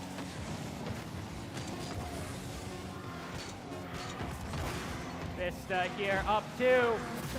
And up 3 is Implicit Soul. Dash the hopes of CRMS in game 4. We're going to go to a game 5.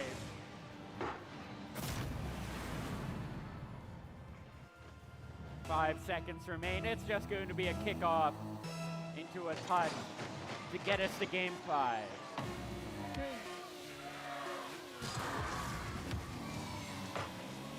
Keeping it alive, keeping it alive.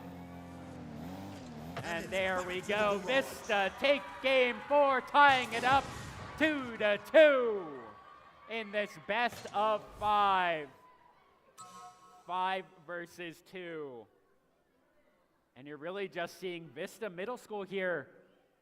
I don't know if they, just more time on stage, if it's the crowd, if what, but from game 1 where they were completely locked out to a 5-2 here in game number 4. Game 5 is going to be a banger. For sure. I am so excited. Honestly, this game has been a lot of back and forth. I'm like, oh, I already know who's going to win. Oh, wait, never mind. Oh, wait, never mind. It's crazy. So I'm super excited. I think it's going to be a great game. It's already been a great series. The crowd loves it. The crowd is going insane here. I don't know if anyone on the Twitch stream can hear that, I but can barely it hear is. you, yeah. I can barely hear you. You can barely hear me. Exactly. That is. And it is awesome to just see the amount of just enthusiasm The for passion esports, in the this. passion in this Exactly, room. Yes. And I'm glad we're starting off with Rocket League here. I think that,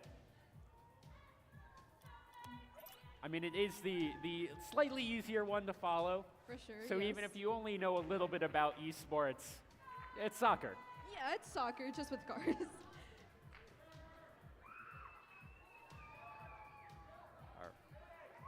Middle schoolers have surprised me. They're very skilled, very passionate. It's insane. All of these players are skilled. They're on it. They're focused. They're Yeah, amazing. Players getting up, walking around, giving each other a handshake.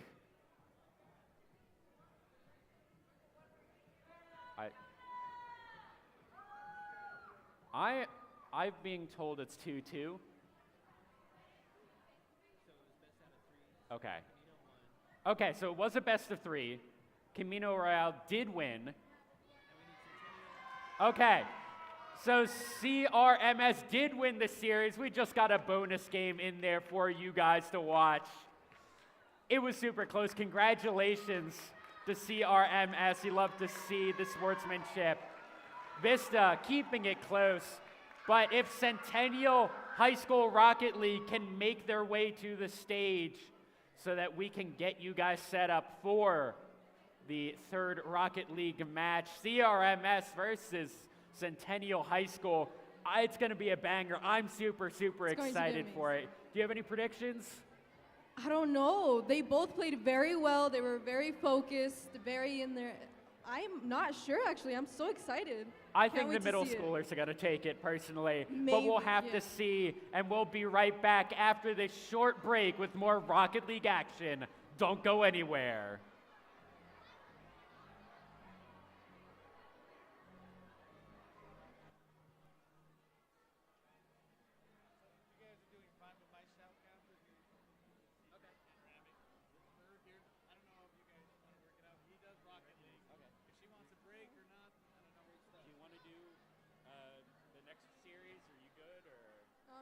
If there's nobody else, I can do it. Well, we'll give him a try then. Give you a shot. So, thanks. It was awesome. Yeah, thank you so Good much. job, I had yeah. a lot of fun. Thank you. Thank you. Yeah. Invitation, right? I got my jersey now. Sure. I know, huh? Fresh, huh? No, bro. We just for this time, I think the coaches got sent out an email or something for an invite. So next year, just sign like, hey, want to do it, and I think that's pretty much it. Yeah. Yeah. Yeah, we'll see you next year. That was confusing.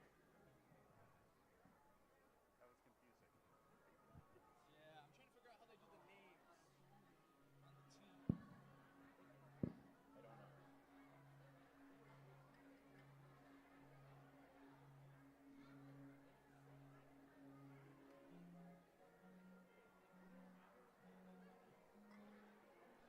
Like that.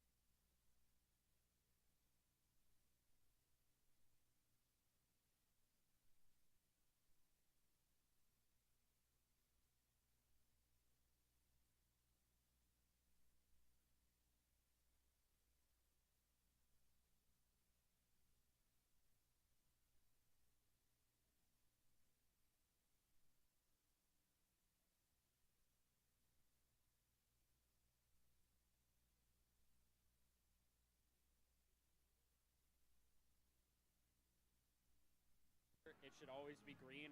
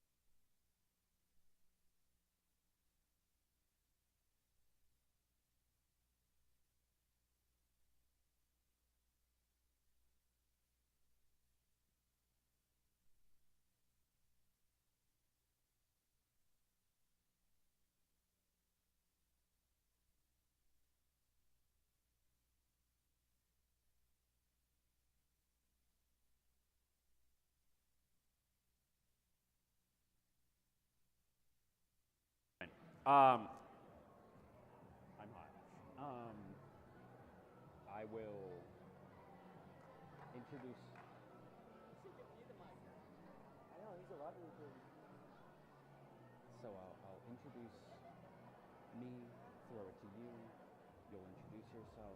We'll talk a little bit, and then I'll introduce the teams. 10 seconds. Okay. We'll introduce the teams. I'll tell them to sit down, and then we can go back and talk, and then we'll get into game. Nervous? Oh no. Okay. I'm really confident. Great. I mean, I stream and stuff, so. Is it? Mind if I look at this?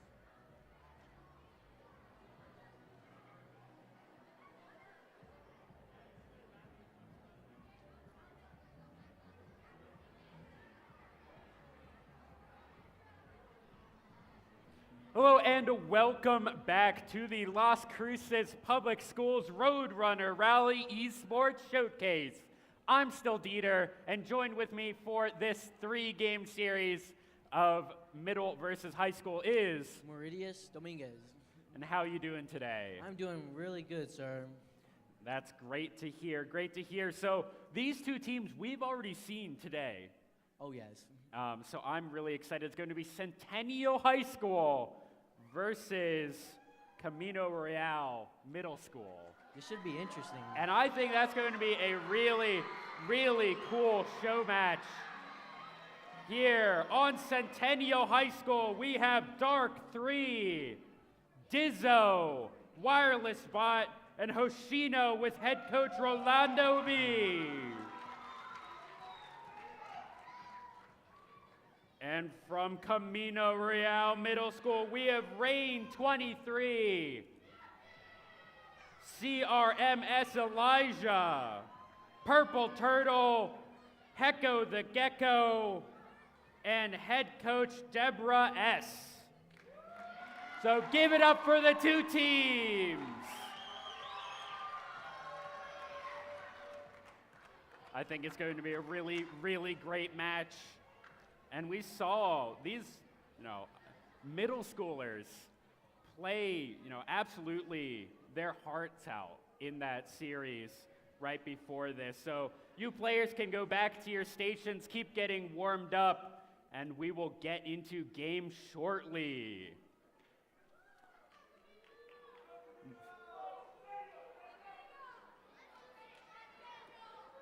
So do you have any predictions here for this game? Honestly, I think this should be a well-contested game. After seeing Camino playing that last game against Vista, you really can't underestimate these middle schoolers. Absolutely not. And something that I'm really exciting is Camino played really aggressively. And that's always what I love to see in Rocket League is just like super tight, aggressive rotations. And I think that might actually be a really good play style versus the Centennial High School team that we saw earlier in the day.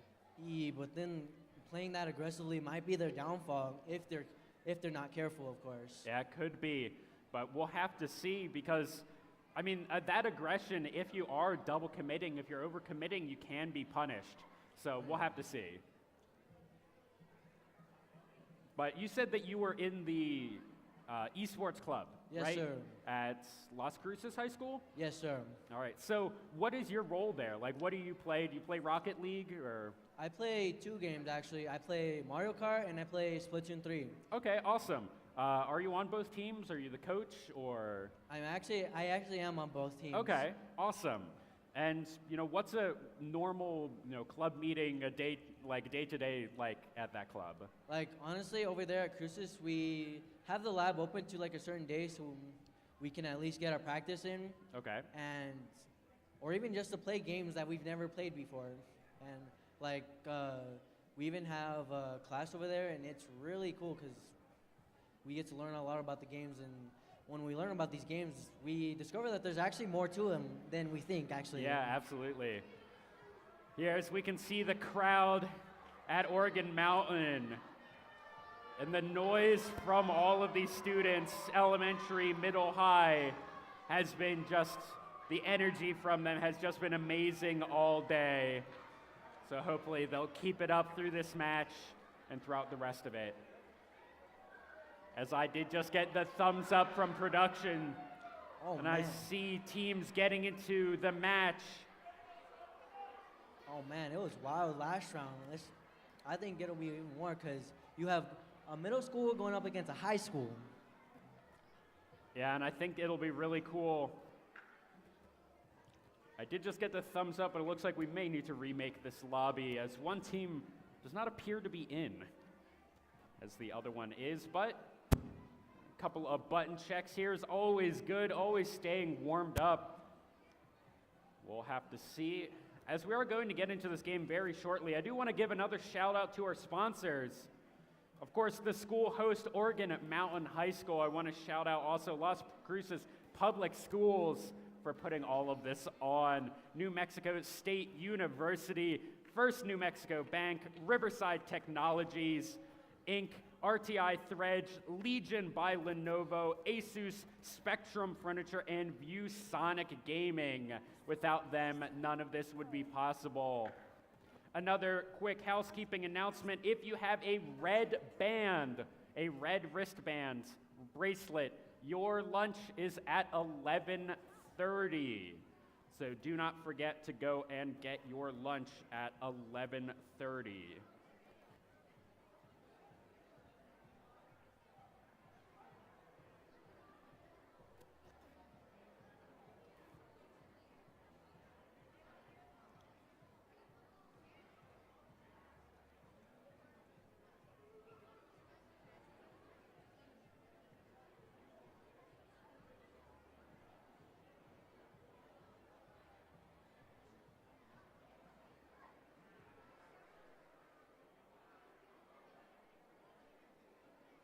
All right, it looks like the lobby has been remade, and we should be getting into this game very shortly. I'm excited. I think it's going to be awesome. You know, middle school versus high school, you don't actually get to see this in any other sport. This is completely unique to esports of being able to do something like this. Yeah, this is amazing. Who knows? Maybe the middle schooler might just shock the high schoolers and just win, you know? We might see that. That could happen. And that's really cool because, I mean, that would never happen if we were playing football or track and field or, you know, any traditional sport of that kind where in esports, age doesn't matter that much. So you can have these middle schoolers playing better than high schoolers. You know, they could just have better hands. They could have better teamwork. Any of that sort of stuff can put them over the edge where, you know, in football, there's no way. Oh, man. But, like, now here's the interesting part about this, though. Literally, anything can go down at any moment. And Yes. it's like, once you, like, literally, you can just make one mistake, and that's it. You might be done. Or, you know, you could the other team could capitalize and score, you know? We'll have to see, because it should be a really, really cool match. And as far as I'm aware, and I've been doing this for a while in the state of New Mexico, this is the first broadcasted, streamed, anything like that match of middle versus high school in the state's history. I don't believe that we've had this before. So I think that's going to be really, really cool, not just for, you know, the students, but just for just kind of everything sort of, you know, history in the making as we are into game number 1 of the best of 3. And we did check, it is a best of 3 of Centennial High School versus Camino Royale Middle School. All right, CRMS Elijah here looking good for that 50-50. In that corner, purple versus red. See who's going to be able to get the better of the other team as 2 members here of CRMS in the goal. Let's see if they're going to be able to rotate that one out. But now wireless bot. They did rotate both of them. Centennial with the first Centennial kill. gets it, and look at that. That was beautifully timed right there. Just open net, getting a perfect angle there. Even if you were in the net, that one's so hard to read. A minute in, Centennial High School up by 1. see what CRMS can do to even this one up. All right, 10 seconds in. Heck of the Gecko looking, trying to get past one, trying to get past Dark 3. Not able to do it, but Elijah here. Purple Turtle, 3-member commit. Oh, that could be good, that could be good. Elijah going for that 50, takes it away. It's an open net. Can they center it? Can they get it in time?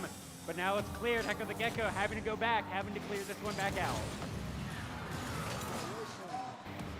Stark gets that demolition. Purple the Turtle. Let's see Hecko the Gecko looking. This is a 66 here in the corner of Centennial. It's going to be cleared out by Dark Z3. As Hecko the Gecko takes it, Boomer clears it away. Hecko the Gecko looking for the center, but Dark there with the perfect clear, but now there's no one in the goal. Can they get it? Elijah's here, Dizzo not able to get the tip. Dizzo running around all three, Hecko the Gecko not there. But the angles are wrong. Dizzo still having control. Not quite able to get anything done here as it's cleared back to the side of Centennial. It's centered. Purple Turtle not able to get it. Let's see what Dizzo can do. That might be it. It's Dizzo. It's a long range from downtown. Oh, look at that aerial right there. Yeah, that half-court shot just hitting the ball faster than anyone from CRMS can get there. 2-0, a little bit less than half to go in the game number one. Dizzo would just look at those aerials. Oh, just barely not able to get it that one in. Elijah here looking. While just getting away from the aerial, not as tight here as Centennial. That's Dark Z, but the 50-50 goes in the way of CRMS. After the Gecko, good clear. Dark Z where he wants to be, able to stop that in its tracks. Now Dark Z, aerial in the midfield. This could be dangerous for both teams. Heck of the Gecko has it. It's on the side of Centennial. We've seen CRMS in this possession, down 0-2. And Elijah just barely there. But now it's another one, Dark trying to get another. As CRMS is here in time for the back-to-back saves. Hecko the Gecko playing out of their mind here on defense.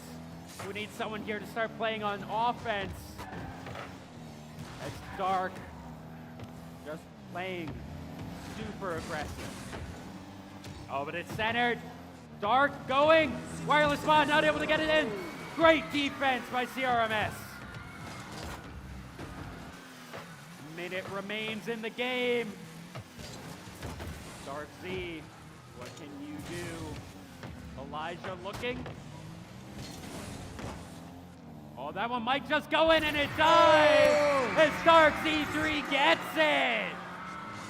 Oh, 3-0! that was well timed right there. Really well timed. Really well timed, and we're just seeing these great aerial plays from Centennial, all of their members. Oh, that one not quite going in, but maybe Drizzo! He gets it off the center! Score! 4-0 for Centennial High School. Absolutely perfect comms right there. Good comms, good comms. A wireless spot with another good aerial. Good center. Dark, can they get it? Dizzo wants it. 3v3 here on the net of CRMS. But they clear it? Drizzo and Dark Z are the first ones there. It's centered. CRMS, you want it. It's centered, Purple the Turtle. Oh, not quite able to get that shot on the goal. 10 seconds. 4-0. Centennial will probably take this game one.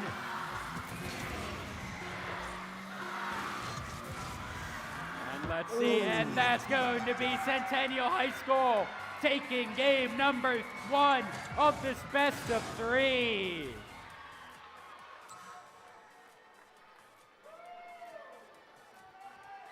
Camino, we saw playing very, very well, but just these aerial attacks, these goals that CHS are getting on are just on open nets. We just need these rotations to be just slightly faster, slightly cleaner, making sure that there's always someone back in net from Camino here.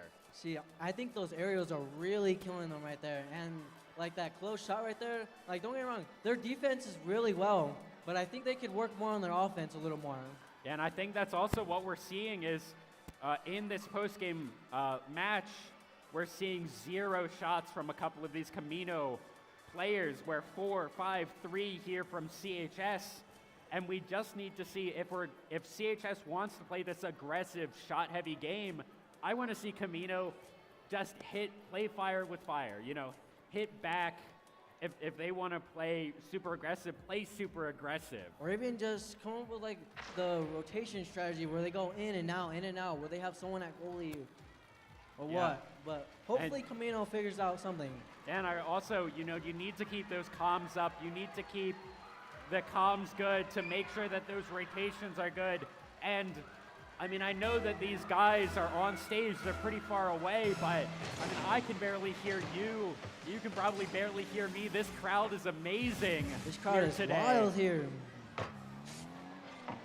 As we are into game number 2, as Camino Royale already gets 7 seconds in. Look at that, Elijah. Damn, look at 1-0 already. That aerial right there, man.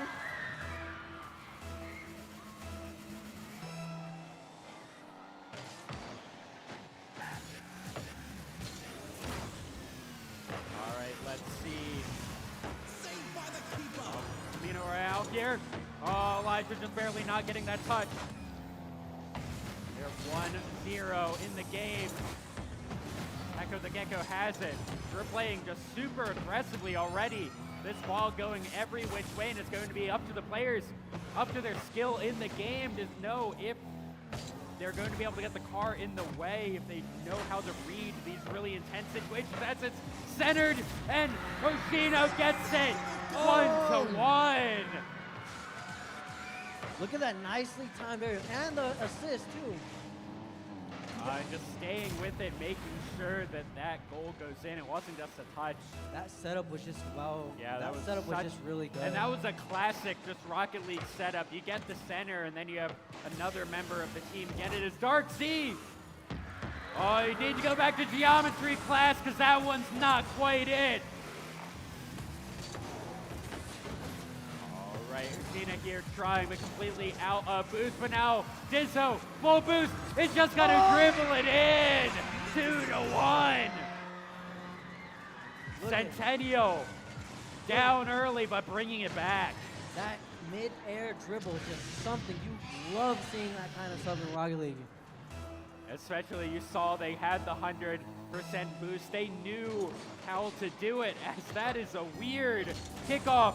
Oh, is Elijah just barely there in time. Read the play. See what they're going to be able to do, playing boomer ball. Aerials. The high schoolers here seem just to maybe know these aerials a little bit better. CRMS maybe wanting to play it on the ground more, but 2-1, it's still anyone's game. 3 minutes and 30 left in game number 2. A shot on goal, but Heck of the Gecko just not there in time. Start 3 there, Rain. It was barely defended. That corner boost was taken away as Rain has a link to the middle. See, Dark Z wants it. Heck of the Gecko with 100% boost. Let's see what they can do. Trying to score. Not quite able to get it. Dizzo. Oh, looking. But now it's a good clear. Heck of the Gecko. Elijah has it clear over to the side of Centennial. Looking for this mid-game shot. Not quite able to do it, but Dark Z3 gets it.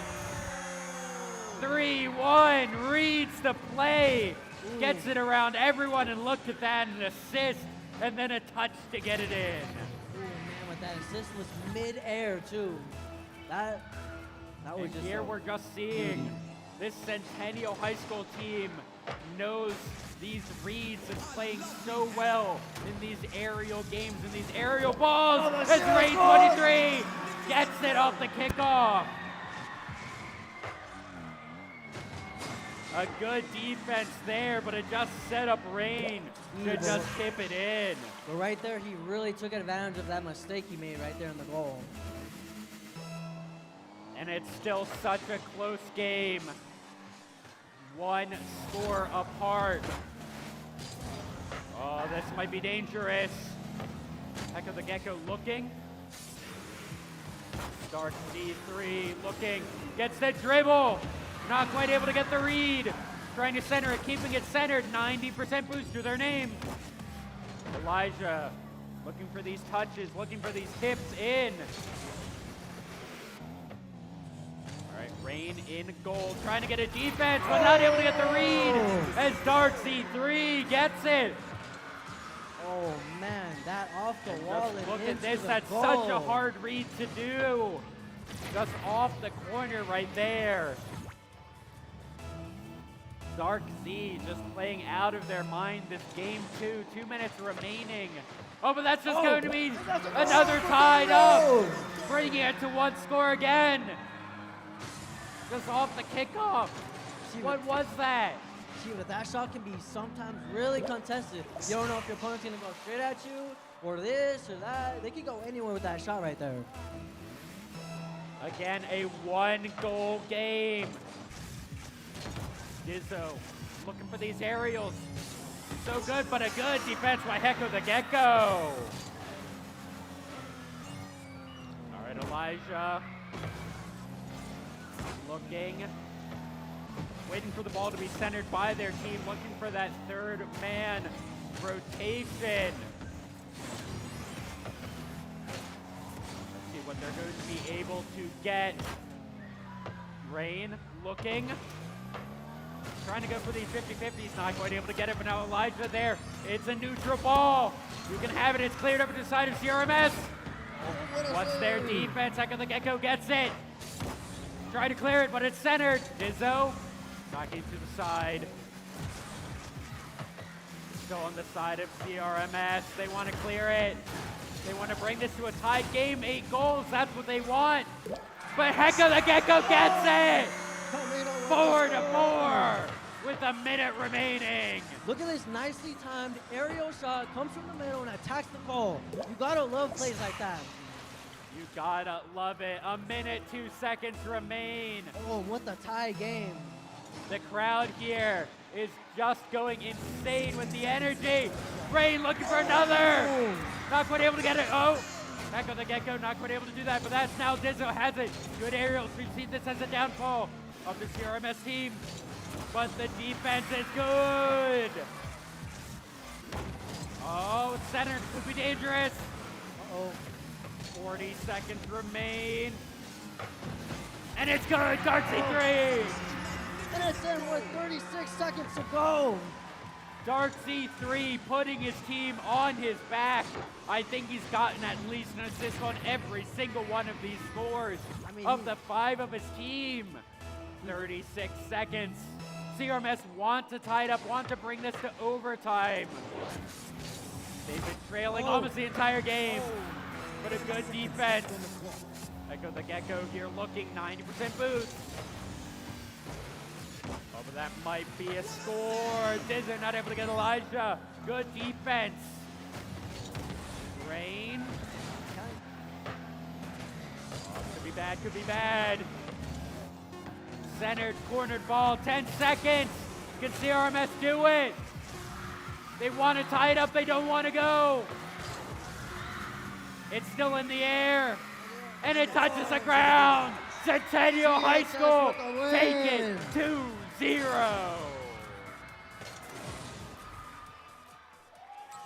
And that was such a close game. That was so close, so aggressive from every single player. Give it up for your winner, Centennial High School.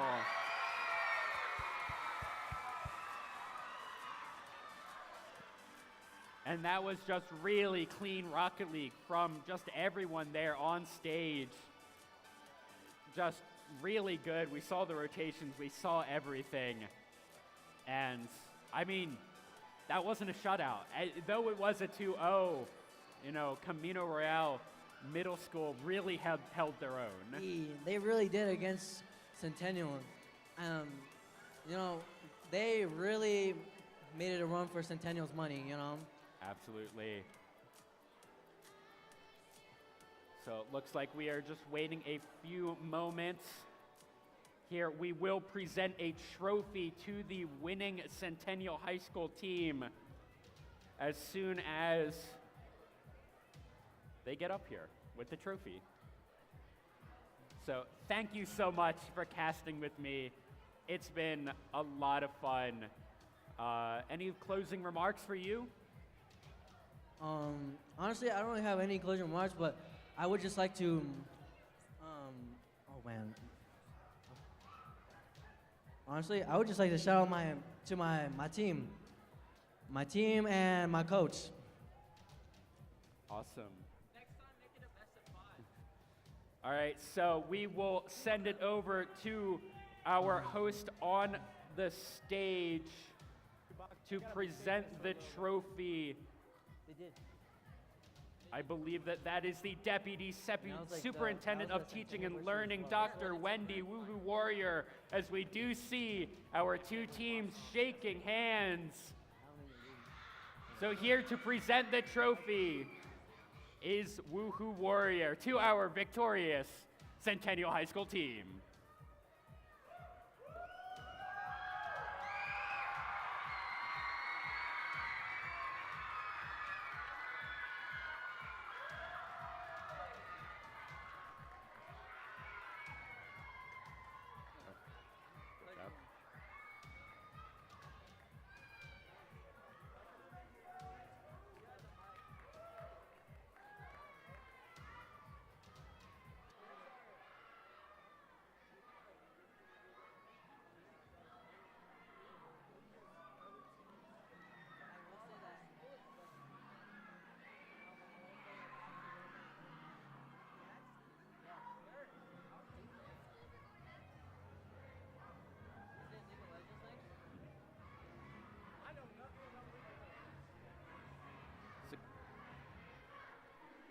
Congratulations once again to the victorious Rocket League team at the Las Cruces Public Schools Roadrunner Rally Esports Showcase. As a reminder, lunch is being served in the Commons area. Students with a red bracelet should already be there. Lunch was at 11:30. Students with a blue bracelet, lunch is at 12 noon, and students with a green bracelet, lunch is at 12:30. Please proceed to the Commons area at your assigned time based on your bracelet colors. Thank you for watching Rocket League, and we will be back after lunch for League of Legends action at the Las Cruces Public Schools Roadrunner Rally Esports Showcase. See you then.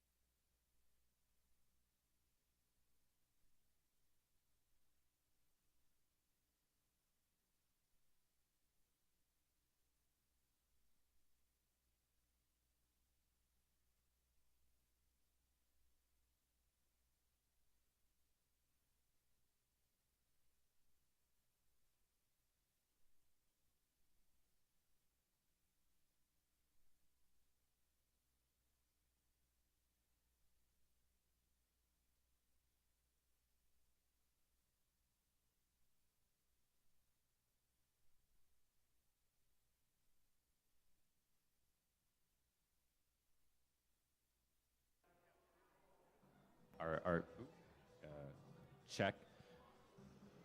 Can the League of Legends team from Camino Real make it to the stage, please? The League of Legends team from Camino Real to the stage.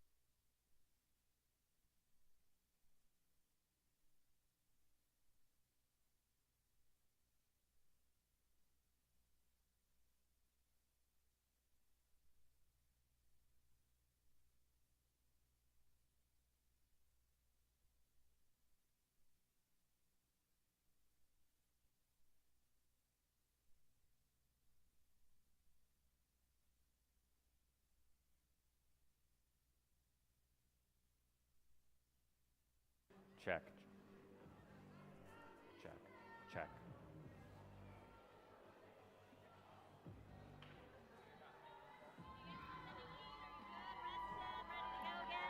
I think so. It's not going to be as much audience, but Yeah, that's, it'll be fun.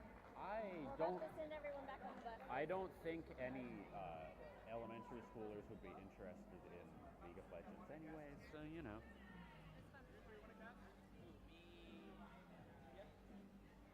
Or we can do that. I don't matter. I don't care. I'm only here as a guest. So we'll do 4 minutes. We're gonna start here. I'm gonna go sit down there. Have fun.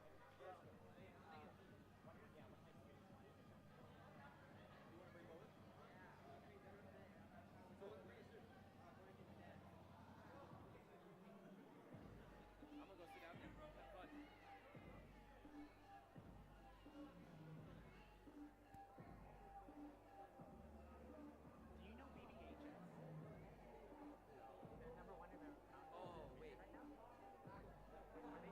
They were playing at Vista?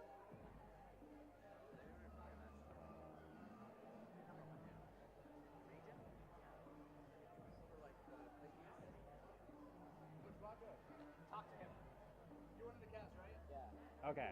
You're gonna open You'll this be game. on. You'll be on game 1 then. Okay. Game 2, you two plus Ryan. Okay. Okay? Okay. The high school? The high school. Perfect. And then game 3, the guy in red plaid wanted to cast. He was here yesterday as well. Probably with you. Him with me. Anyone else? Probably him. Or this coach guy right here. We'll figure it out. Depending on who makes it to finals. If he makes it to finals, probably not him. Alright. We're gonna start in like a minute or two, okay? We're gonna start already. Do you have a microphone? Pick one. Not one of those. It's the one with the yellow tape on it. No, you can use. You can use one. You can use one of those.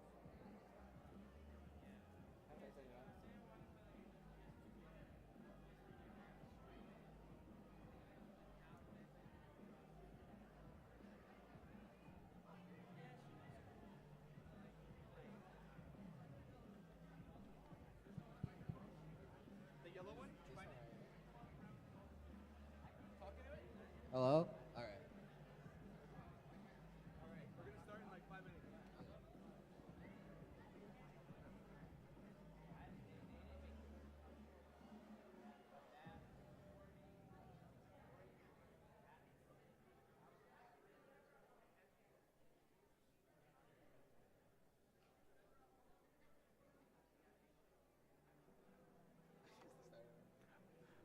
Hello and welcome back to the Las Cruces Public School Roadrunner Rally Esports Showcase. I'm still Dieter Elegant Cabbage Handbicky, and joined with me for at least the first game of League of Legends is... Hello, I'm Raul Sanchez. How's it going this afternoon? It's going pretty well. I'm excited to see how these middle schoolers play. Yeah, I'm excited too. This is going to be our middle school matchup here in League of Legends, and it's still going to be Camino Real versus Vista Middle School.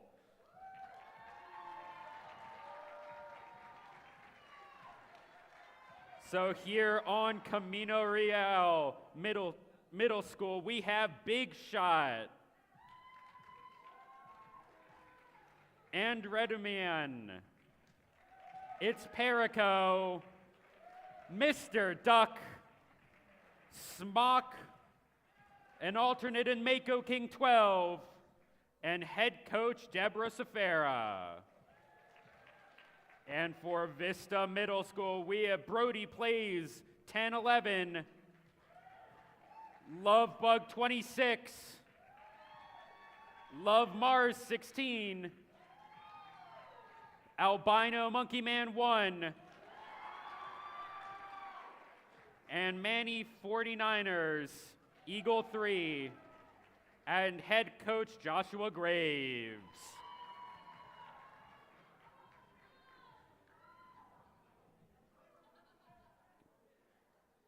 All the competitors can go and sit down at their computers.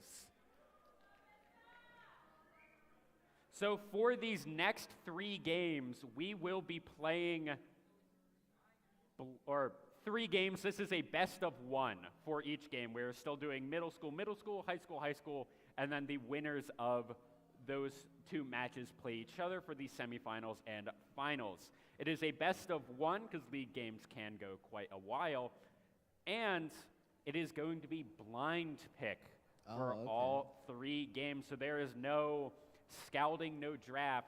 We might even see a few mirror matches, which I'm super excited to see. Yeah, that sounds really interesting. Before we get into the game, I do want to shout out our sponsors once again. Thank you to the school host, Oregon Mountain High School, New Mexico State University, First New Mexico Bank, Riverside Technologies, Inc., RTI Threads, Legion by Lenovo, Asus, Spectrum Furniture, and ViewSonic Gaming. We couldn't have this event without any of you. We additionally still have art canvases that are displayed throughout the building, provided by elementary school art classes, and please check out the Oregon Mountain Night Sky Planetarium. They are offering tours throughout the day. The line starts outside of the gym. I don't know when that goes to or when it ends. It might have already. I don't know. They don't tell me much. Maybe. I'm a play-by-play. I just read what's in front of me. Right. As we are into Champion Select here for this game, Vista versus Camino Real.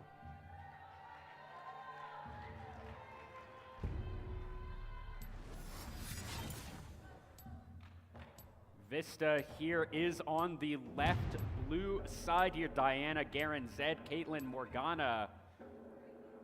With that right side, the red side, Jax, Nico, Vi, Lux, and Caitlin. So we are going to see that Caitlin mirror match, but the difference is the support matchup is going to be a bit different in the Lux versus Morgana mirror matchup.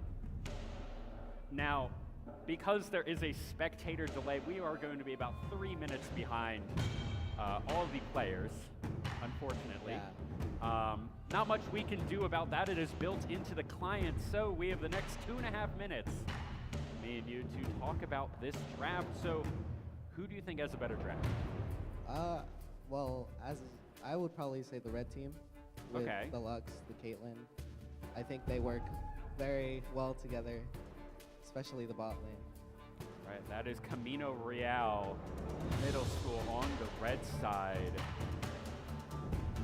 I think that actually, I like Vista here. The Diana in the jungle, I think, is going to be really, really impactful, but Vi might be able to do something against that. So you can see the crowd here, everyone still excited here. It's been a long day, but everyone's still really excited. Go Eagles, go Birds. So I think what this game is actually going to come down to is that Caitlyn versus Lux matchup. Yeah, definitely. If they have the reflexes to do the black shield on that light binding from Lux, if they can hit the binding on Morgana against the Lux, because the Caitlyn with the Yordle Snap Trap should be able to get the combos off. The Zed, I also really like into the Nico. The Nico can do a lot of fun things. That old Pop Blossom, huge damage in team fights. And then, of course, Yeah, just definitely. Jax versus Garen, split push montage to see who's able to get there to the Nexus first. So I think this is going to be a really interesting game just to see what these teams decide to do, because one thing that we do know about these middle school teams is all 10 players are very new to the game. Oh, really? Yes, all 10 players are new to the game, and what I'm really expecting, or what I really want to see, is teamwork within the game, even though they don't know, all of the objectives yet, all of, even the mechanics of their own champions yet.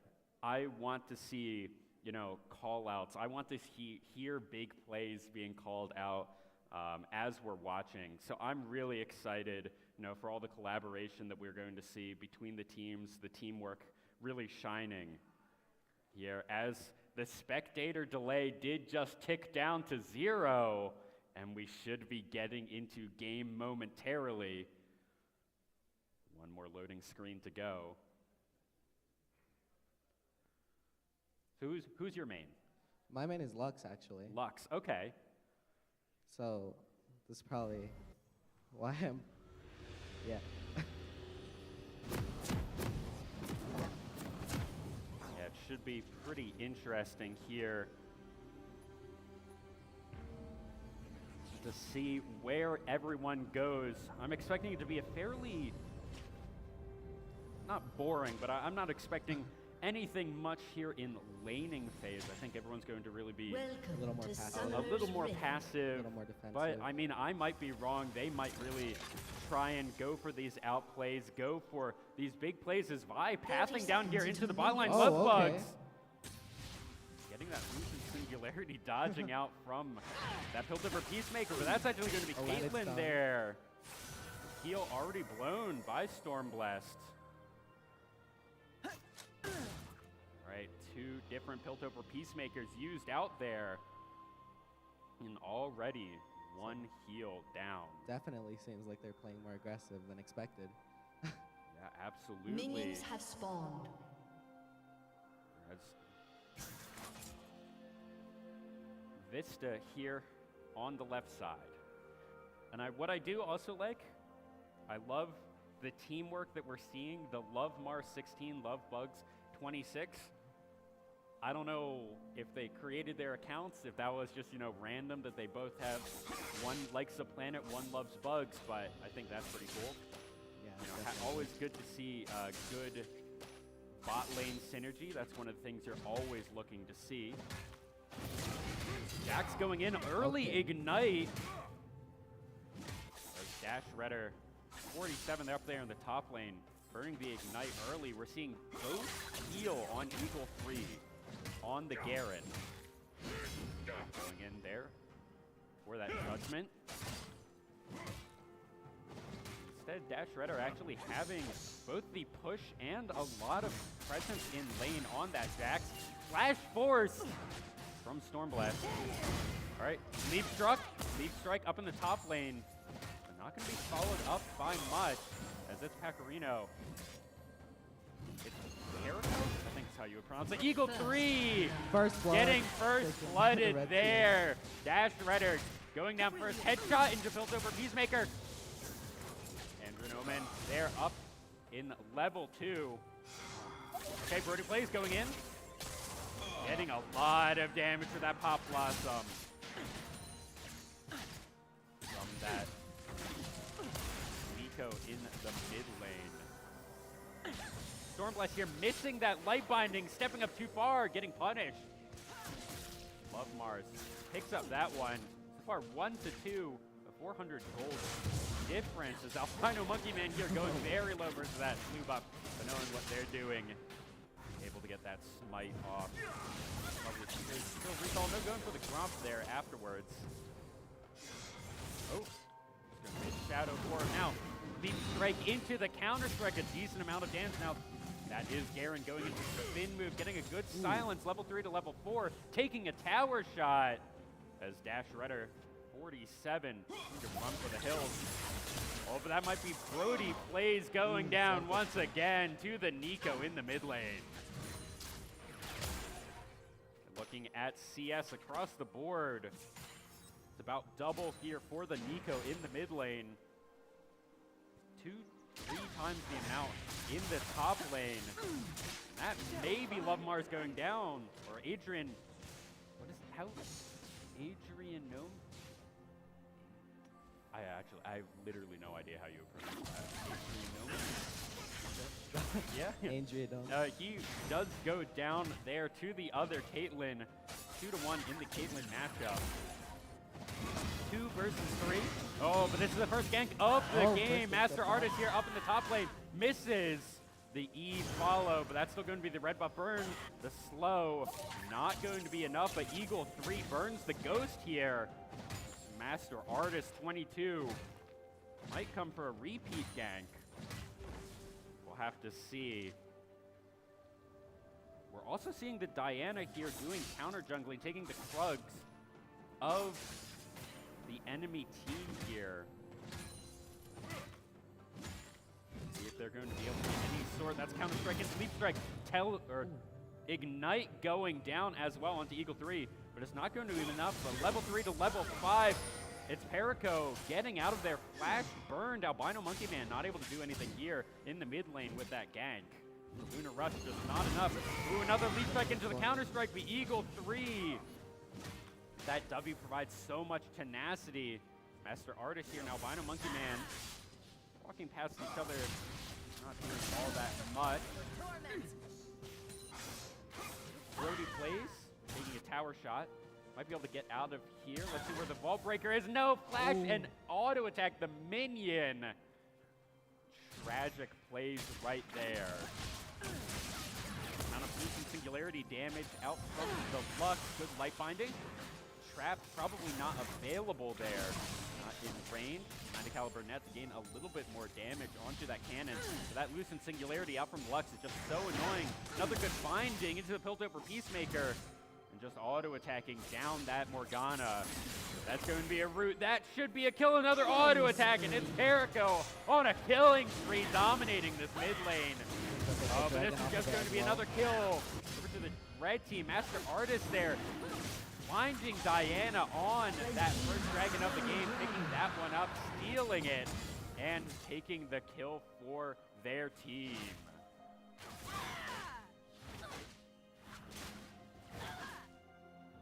This is Camino Real with a 3-kill lead, 1,000 gold up to their name, and now that first dragon as well.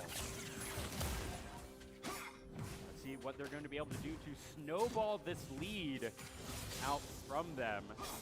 Still fairly early into the game, but a 3-0 Nico is going to be quite scary. Master Artist using the Vault Breaker to get in, but this is going to just be a 1v1. Everyone eating up the juicy fruit, trying to get something down. It's pretty even in HP, but that's going to be a Vault Breaker, maybe to disengage, getting a good amount of damage here, and that is just the power of the 5W, shredding through all of the damage as Master Artist picks up that 1v1. No help from either of their teams, but now Dan Shredder, level 6, going in, getting a good stun up in the top lane. Demacian Judgment, but that's Grandmaster at arms, and that should be a kill. When is the next Leap Strike going to be up? And Power should just do it, and there we go. Dash Rider 47 takes the 1v1. Adrian Noman here, getting a little low, but deciding to stay for a little bit more. That's the Pop Blossom. That should be another kill here. Oh no, I think Brody Plays got out. Nico not wanting to dive there. Heal being burned on Adrian here on that Caitlyn. Snap Trap stepped on by the Lux. Not really able to get anything there. Filter for Peacemaker doing a decent amount of damage. Heal also burned by Love Mars 16. That Dark Binding does hit the Lux. Flash burned from Adrian. Oh no, but now without Flash, Love Mars I don't think has enough mana to do anything. 90 caliber net's going to be good enough to disengage. Get the last 3 minions here and should just get a recall off. No, I need to use that ultimate for a little bit more damage. Love Mars might go down here. The Piltover Peacemaker not long enough. As Storm Blessed here, not access to that ult yet. Rip Herald was taken while all of that was happening in the top lane. Summoned up in the mid lane, trying to get even more gold here into its Perico's pocket. That's 2 more tower plates for this Nico already, and that might be another kill as well. Albino Monkey Man may be able to get out, but now Master Artist trying to dive, not going to get it. Shuts down onto Brody's Blades as it's Perico trades one back. 1 for 1 overall, but still a lot of gold there into the pockets of CRMS. it's Perico here currently just kind of the shining light of this team. That is going to be Counter-Strike, does not hit. This is going to be the Ignite down onto Eagle 3. Garen, of course, does scale very well. That is going to be a lot of damage down onto Love Mars, but it's not going to be enough. As Storm Blast going all the way down in mana, all the way down in HP, but not going to die.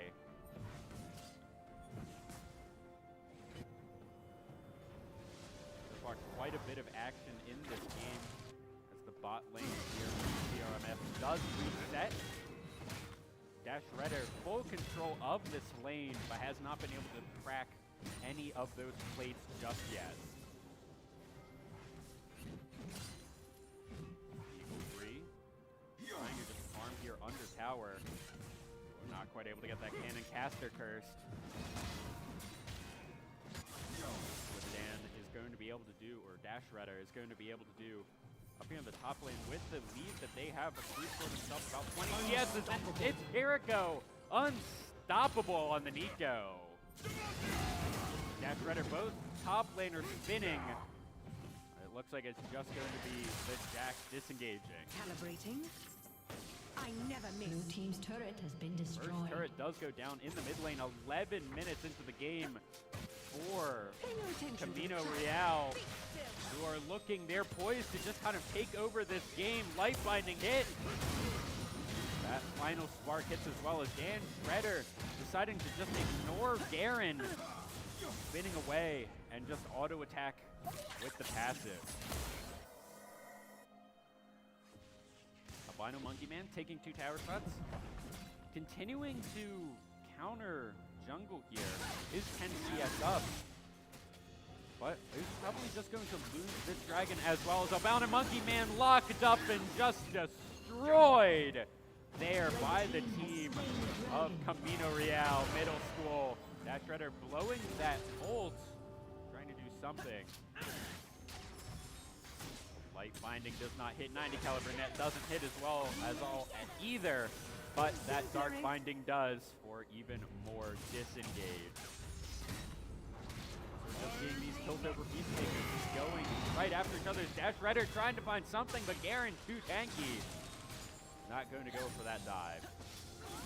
Another binding into that final spark using the Lux ultimate, using the Lux passive, making sure that they're getting all the extra damage that they could ever want.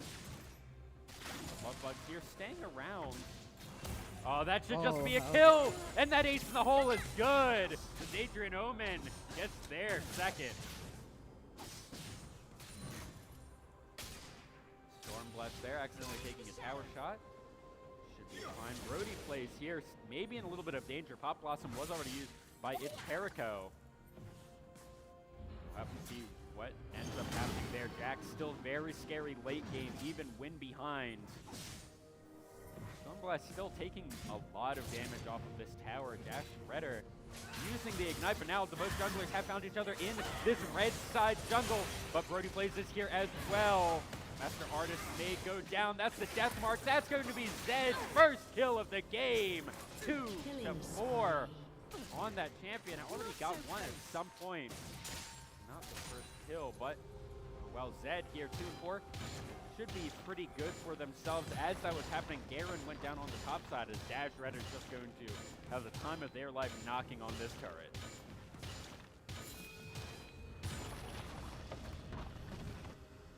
And apparently we're just seeing laning phase right now.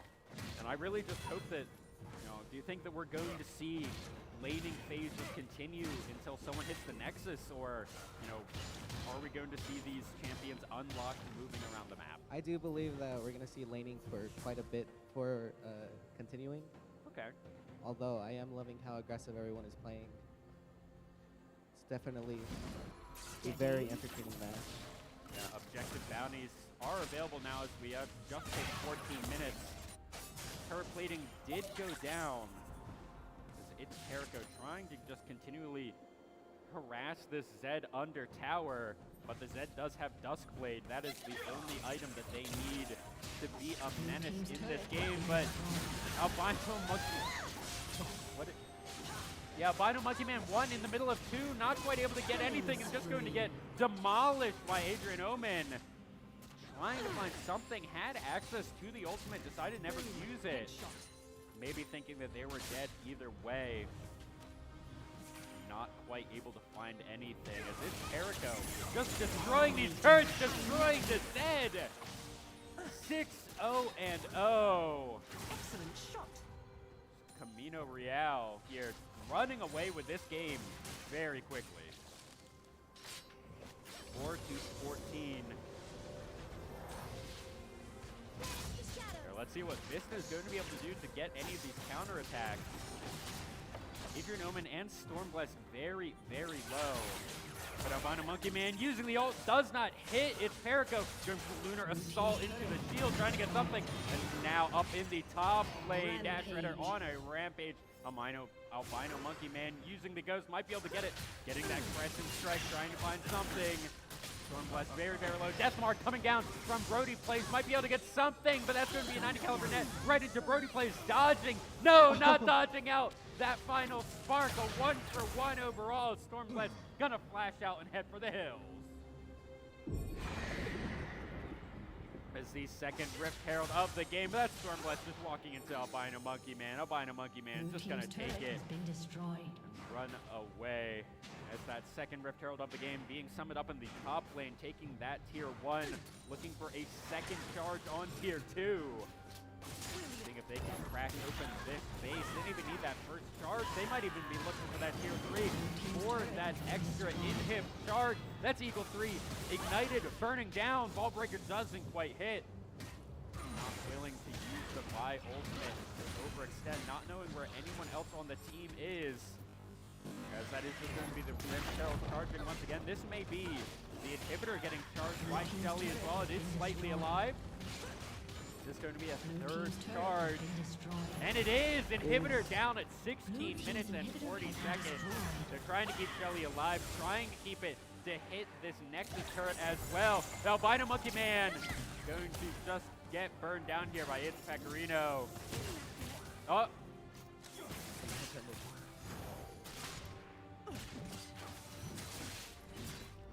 And we're back.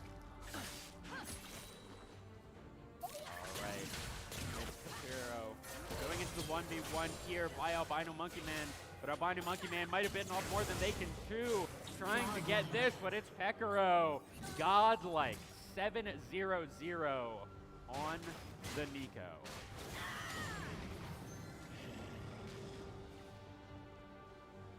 Things are looking dire here for Vista.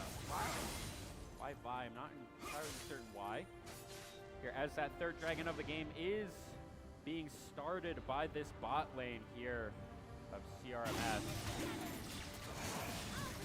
What they're going to be able to do is just take this Chem Tank dragon. Unfortunately for them that it is Chem Tank, but I don't think it's really going to matter that much. Yeah, I don't think so. Dan Shredder here. In the mid lane, we are seeing a little bit of lane swap. Dan Shredder going for something, a huge two-man ultimate down in the bot lane. Love Mars is just going to go down anyways. To the ace in the hole, dodging out of the Dark Binding Love Bugs, getting completely destroyed by Stormblast, as now Master Artist in the 1v1. Albino Monkey Man trying to get away from this, but probably won't be able to. Maybe jump to a minion, but no, that's Master Artist. Just going to charge up that Vault Breaker, break down the Diana, that Lunar Goddess.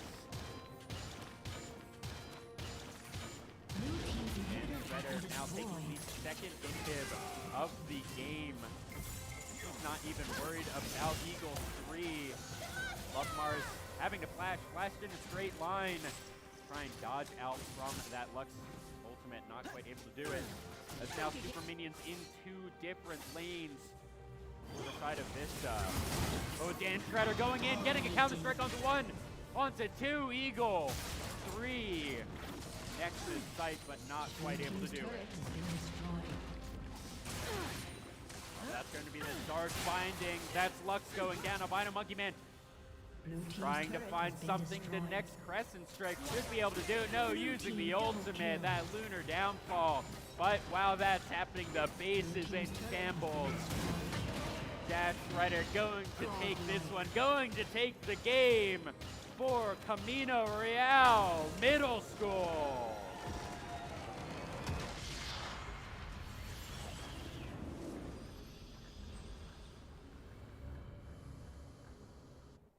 Congratulations to the winning team, as it was for a little bit a close game. But I mean, once that snowball started, they really just Yeah, kept they definitely going. knew how to kept going with the snowball, the kill lead especially. I would have liked to see a little more transition into late game, a little better rather than just stayed laning. I mean, I know we had a couple of lane switches. However, I do believe it would have been a little more exciting seeing the team correlate a little bit better. And here we can see both teams shaking each other's hands, crossing the stage, showing good sportsmanship here in esports.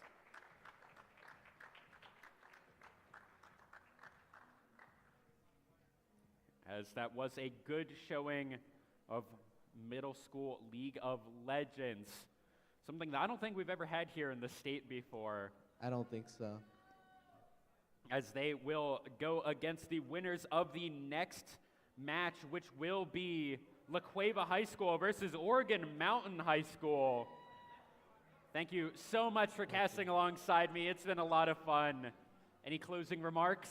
No, not really. It was really fun being up here, especially seeing how the middle schoolers play. I'm sure with time they'll get so much better, seeing how much better they are than me already. I'm very excited to see how they lead in the future. Yeah, I think it'll be a lot of fun. So don't go anywhere, and we will be right back with more League of Legends action with Oregon Mountain High School versus La Cueva High School. Or Las Cruces, excuse me. Albuquerque brain. Don't attack me. I see LCHS.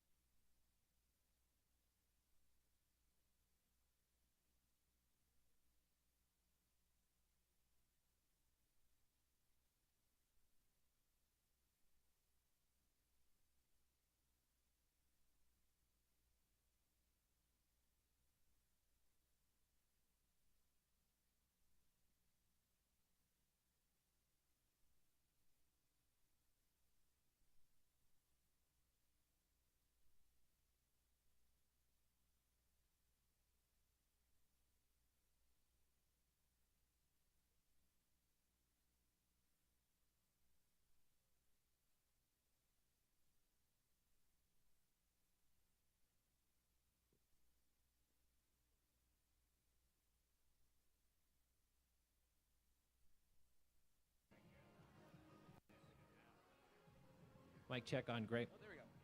Let me see. Mic check 1 2.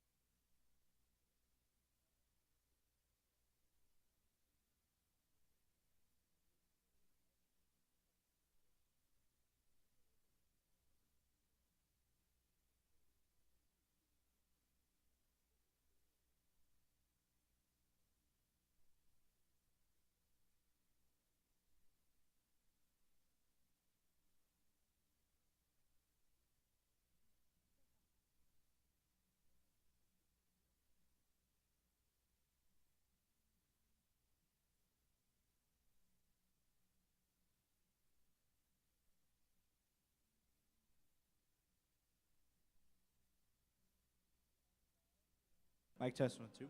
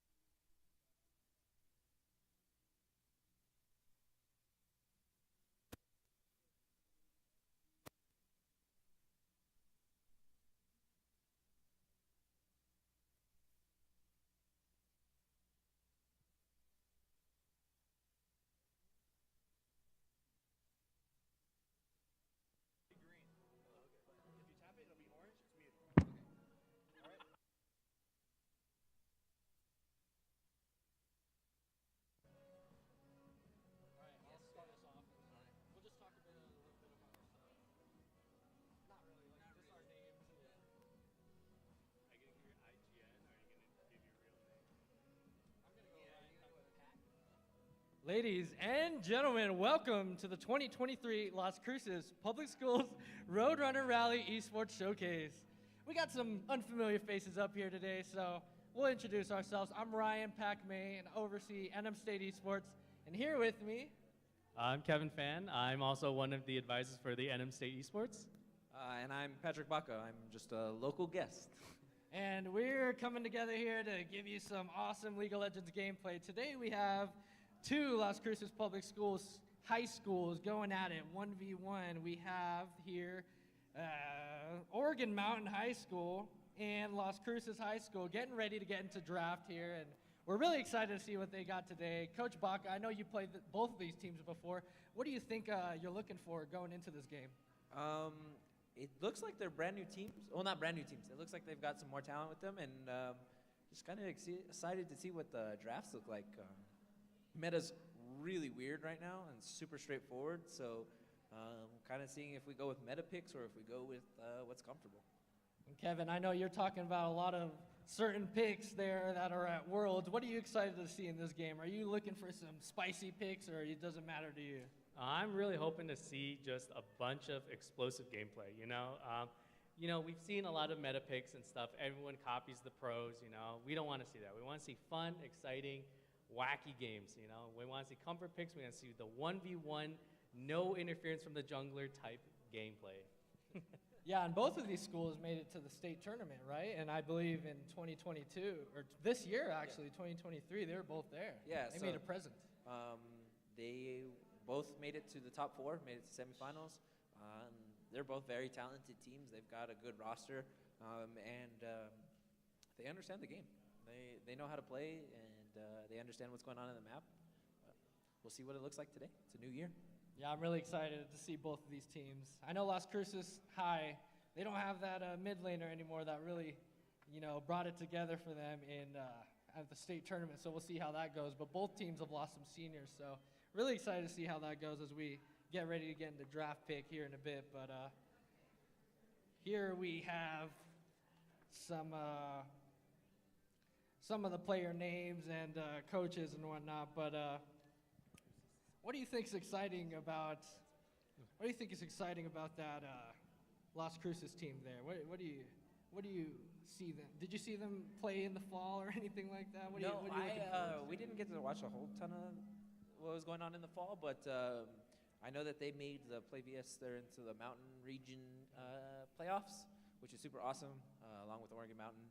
I don't know how any of those games went, but like I said, I'm excited to see some explosive gameplay. I'm ready to see some double-digit kill games. No, I'm really looking forward to the Worlds picks that we're seeing. As our players come up to the front of the stage. I mean, I know Zaya's a big one in the bot lane right now that we see in every single game. What are some other picks that we've been seeing at Worlds? I want to see an Azir. I'm with you. I want to see it. I want to see somebody pilot an Azir, because we all know the unkillable Demon King Faker, the greatest player to have ever existed, can pilot Azir well, and maybe we'll find our next Faker here. How about you, Kevin? What picks are you looking forward to?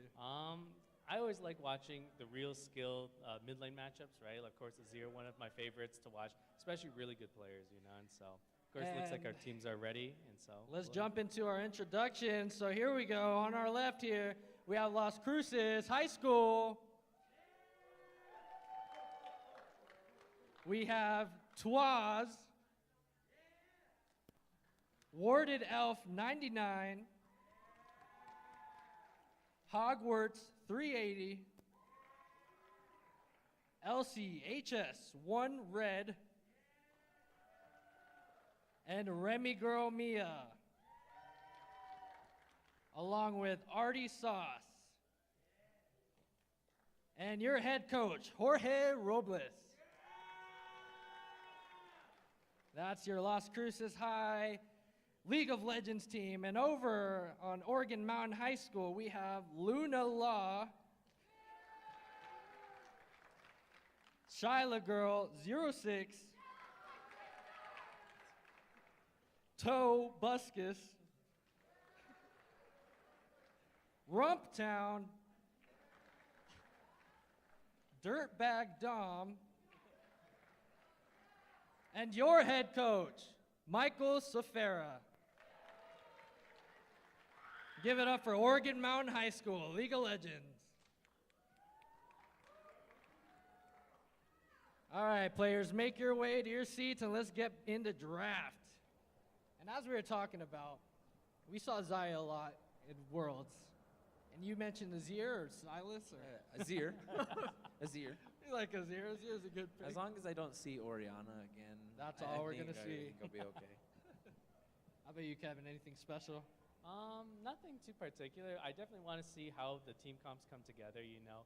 Of course, you know, a lot of these high school games tend to be more reliant on comfort picks, and seeing if those comfort picks really line up in team comp, or if it's just going to be a total brawl fest. We're going to see a bunch of 1v1s in every single part of the map, and it's just a bunch of who scales better or who wins their scrims. Or not their scrims, but their individual matches. Here we go, hopping right into draft, and let's see what these bans are going to be. I really think we're going to see a lot of meta bans here. I know Jax for sure dominated last game on the side of, or for that middle school match, so. Speaking of Worlds, we can see God's pick. Garen, Olaf, Darius, and Sion, I think was the last one. EDS. And right away we see Rumble and Kaisa. It's a no-go for both teams. Rumble really good with J4 right now in Oriana. We just see those ults coming out from downtown. Great roaming potential. Rel we saw in the jungle. Flex really pick. weird pick. Really good flex pick for a lot of teams, and that bot lane duo of Kaisa Rel taken out early. So you can tell that I believe that on the red side it's Crucis that's on the red side. So taking away the Nocturne, taking away some team fight capabilities. Same thing with the blue side. Mumu, Rumble, like you said, Rumble, Oriana, J4, crazy setup. Yeah, so on the blue side, on the side of Oregon Mountain here, it looks like their comp is just really go in. It's really red and it's really go forward, and J4 says it that much along with the other bands. I mean, Kaisa being able to get to the back line, Rel and Nocturne. We're going to expect a very heavy team fight comp from Oregon Mountain here, or at least a team that's just going to go forward nonstop. And J4 says it all. Misfortune coming in right now. That's wasn't seen at Worlds.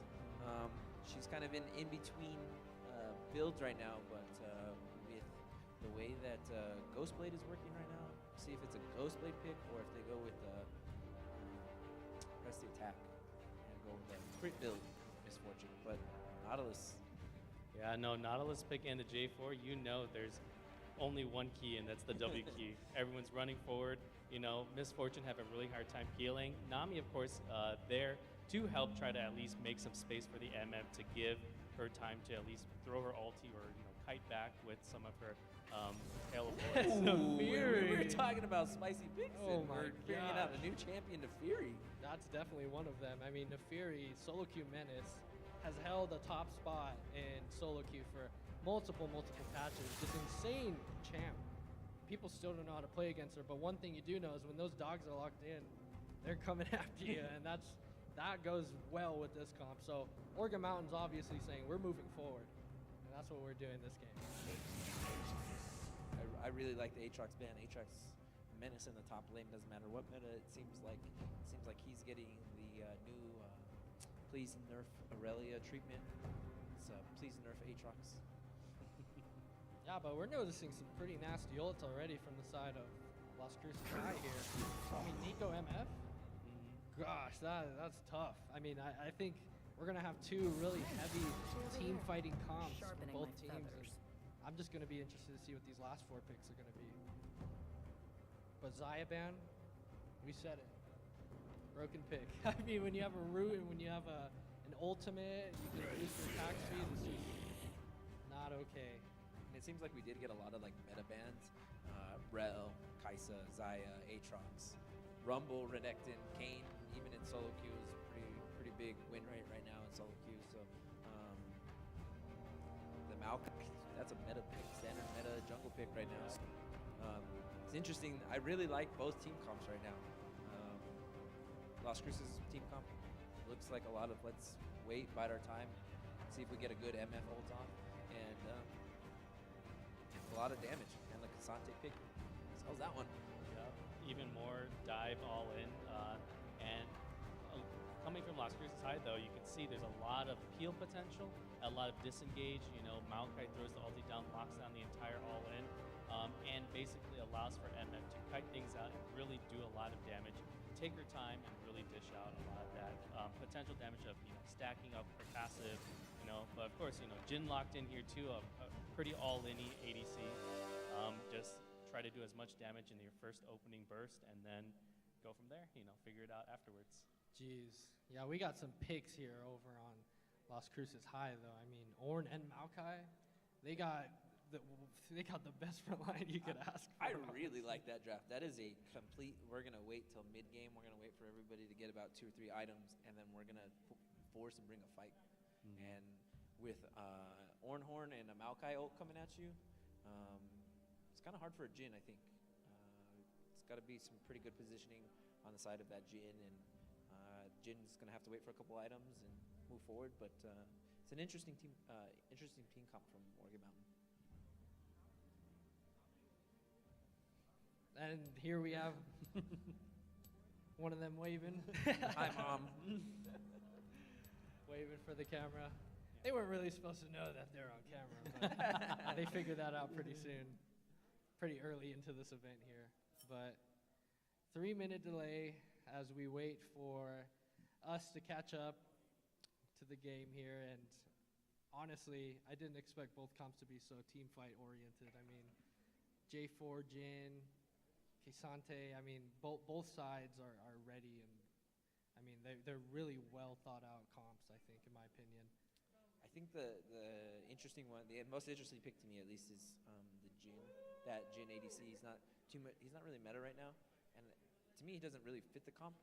But if they can pilot it well enough, that Jin will be non-stop damage. He definitely has the front line in front of him, a Nautilus, a J4, and a Casante to definitely keep him safe. But it's probably the most interesting piece to this team comp. So I'm curious to see how that works out, especially when you have a Nefiri that wants to go in, like you said, with a pack. And they've got a lot of go forward and a Jin to stay back. So we'll see how that works out.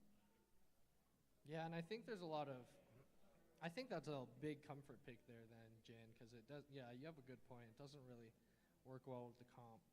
But over on Las Cruces High, I mean, if those frontliners stay there and Misfortune in the back and Nico following up, you know, Nami to disengage or engage, it's looking pretty good for Las Cruces High if they could get a team fight off. So, really good team. Comp from them. I mean, we'll see what they can do with it, honestly. But so tell me, Pat, you used to be part of NMSU, weren't you? Yeah, way back in the conception of NMSU Esports. Super cool to see what you guys have brought to the table and being able to have a production like this. It was something that we talked about on the podcast at one time. It was something that we didn't think was actually going to be as big as it is, and being able to see it after I graduated to move on and see how big this has become. Right. It's super awesome, especially here in the South. With all the amount of esports programs, LCPS is doing a fantastic job. I think this is an amazing event. I'm glad that we were invited to come check it out. Esports is growing, man. It's cool, and I think a lot of it has to do with NMSU Esports. So I think you guys, not only yourself but your entire crew, have take a bow, pat yourselves on the back. Yeah, and especially all the work from LCPS. I mean, you were here since this morning, and from the planning side of all of it, what do you think about LCPS really making a statement with this and just setting the standard for esports events in New Mexico? Yeah, no, it's definitely one of those like wow factors, right? Everything was being thrown out into this production, from the devices to all the hardware that was implemented, you know, just to showcase that esports is not just about games, right? It's an entire, everybody involved with the production process to the labor involved with get everything set up and prepared, you know. And looks like we're just about to load right into the Rift here after our 3-minute timer, and so we are about to see some opening. Oh, I always like that Nefiri skin. Oh. That one's so good. I think the color scheme is pretty awesome. And the Coven Nami skin, too. And here we go into the best of one, Las Cruces High versus Oregon Mountain High. Who's going to take it all?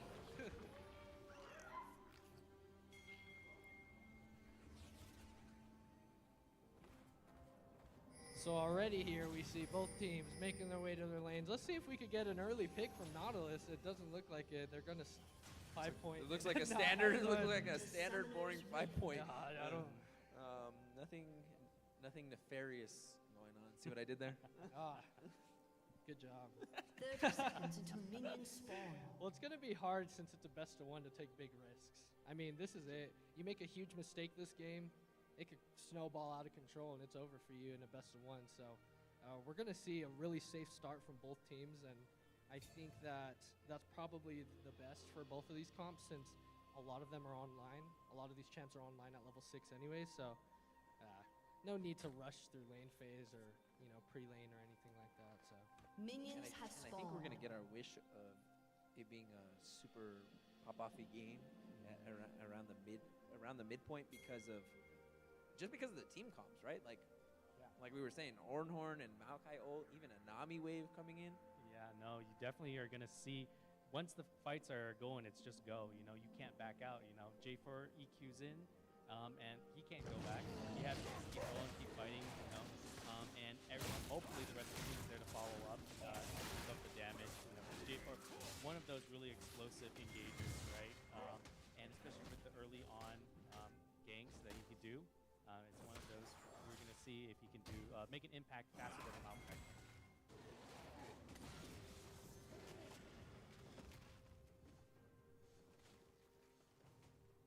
Be able to see those CS numbers, see where this gold lead is at, right? I didn't get a chance to look at. So first strike for Misfortune. So that probably. First strike for Misfortune probably looks like that's going to be the level 2 right off the bat. Oh my gosh, Nautilus going forward, has to blow the heel, and oh MF, are you going to go down here? No. Ooh, barely but had escaped. To flash. Yeah. Flash down and heal. That's 3 summoners down for the bot lane already, and you have to back. Barely getting it. That's hard. Yeah, no, that's the worst feeling, but it's one of those things, level 2, especially with the Nautilus all in as a support. You're trying to rush down to level 2 just so you can walk up to them. They walk up 3 CC on the auto attack, and then you just keep them in place, right? So it's really good strategy. Of course, MF choosing to stay in lane, try to soak up some of the wave, safety on the tower, but we'll see how a little bit of poke going on in mid lane. Yeah, it's a tough lane for Nefiri. I mean, unless you land the dogs, you're really just going to get poked out by Nico, and that Q has insane range. Sante turns on at 6, so I mean, I don't know if he wants to take this fight. Here we go. We got a little gank coming in. Maokai flashing in, gonna land the... Okay, flash away, he's flash out, and we don't get to see what happens there, but nothing really happens. A little trade. Flash for a flash. Pretty good gank, I'd say. If you're asking me, that's what the League of Legends community would like to say as work. As they say in LCK. GG.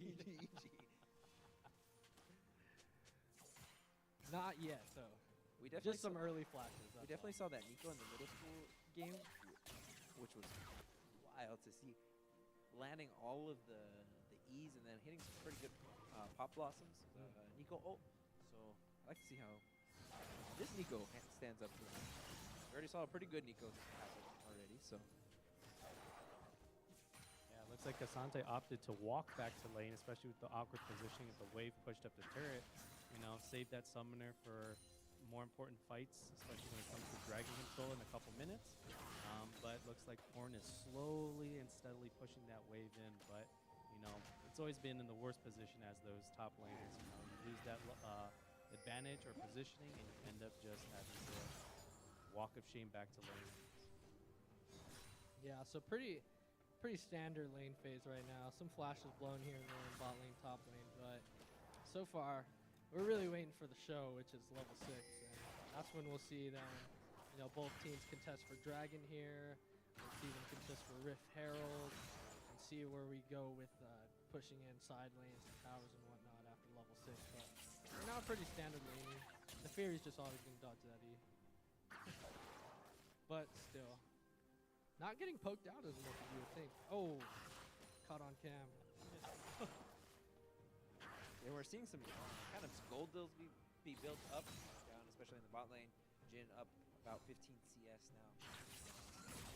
Kind of building that gold lead. It's kind of, I guess that's what you want to say. I know I was knocking on the Jin a little bit about how it's weird on the, how it's a little weird to the team comp, but if you are able to get those items to Jin, if you're able to get that crit damage, get a little bit of that movement speed, then there's no issue. Yeah, that movement speed on Jin is something else. I mean, really, once they get out of hand. Oh, it looks like we're going to have another game coming in. Flash to the EQ.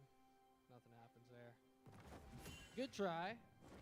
You know, I mean, it's really hard to kill Ornn anyway, so worth the effort though. I mean, got his flash, so that's always a good thing. But That's a good timing on the flash too. That's not difficult to time the flag and drag, but yeah, so just both teams farming it out in the bot lane here. Really tough to do anything until 6, so not too much happening. Good freeze here if he gets it off, but he's going to push it in. that's a pretty even jungle pattern going on. Looks like we're going to see it happen here in the mid lane. Flash, Oh, we got a flash blossom. from Nico. Actually has a love. J4's here to answer though. Yep, and we get to go bot lane too. Okay, plenty of action all around the board. Nami has to flash out, and nothing happens mid. So that's Just some more flashes, but those are some flashes that won't be there for drag fight. and an ult down for Nafiri too. So when the drag fight comes up, both junglers won't be 6, right? And that's it. 2 ults down for them. Pop awesome. And looks like the lanes have been called to help secure Dragon right now. MF probably opting to try to catch up in a little bit. CS being almost doubled or over doubled right now in CS. Oh, flash he hook. knew the flash was down. Here we go. Hook lands. Nafiri has no ult, but we're going for the chase here. Can we do anything else? Ignite is down. Autos are coming at him, and J4 is going to go in. Get that kill. First blood over First to one of the Nafiri. game. Going over Nafiri. Look how excited he is. Now that was good. They got the dragon and then ended it with the kill. That's a It's little, really good for Organ Mountain. little bit of a weird positioning for Nico to be there. It looked like everybody was, the call was stay away. We're going to call off of it. And then that's what happens when you don't have flash, when you have to burn flash later on, and that's how you capitalize on it. Yeah, a lot of trust is put into that W to escape, but really hard to get away from a flash hook when you don't have a flash yourself. So I'm really just waiting for those big team fights to happen.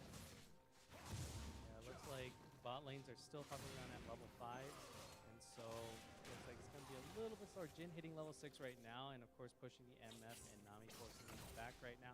And forcing them back very, very safely. Of course, giving Nautilus a lot of respect with that huge hook range, you know.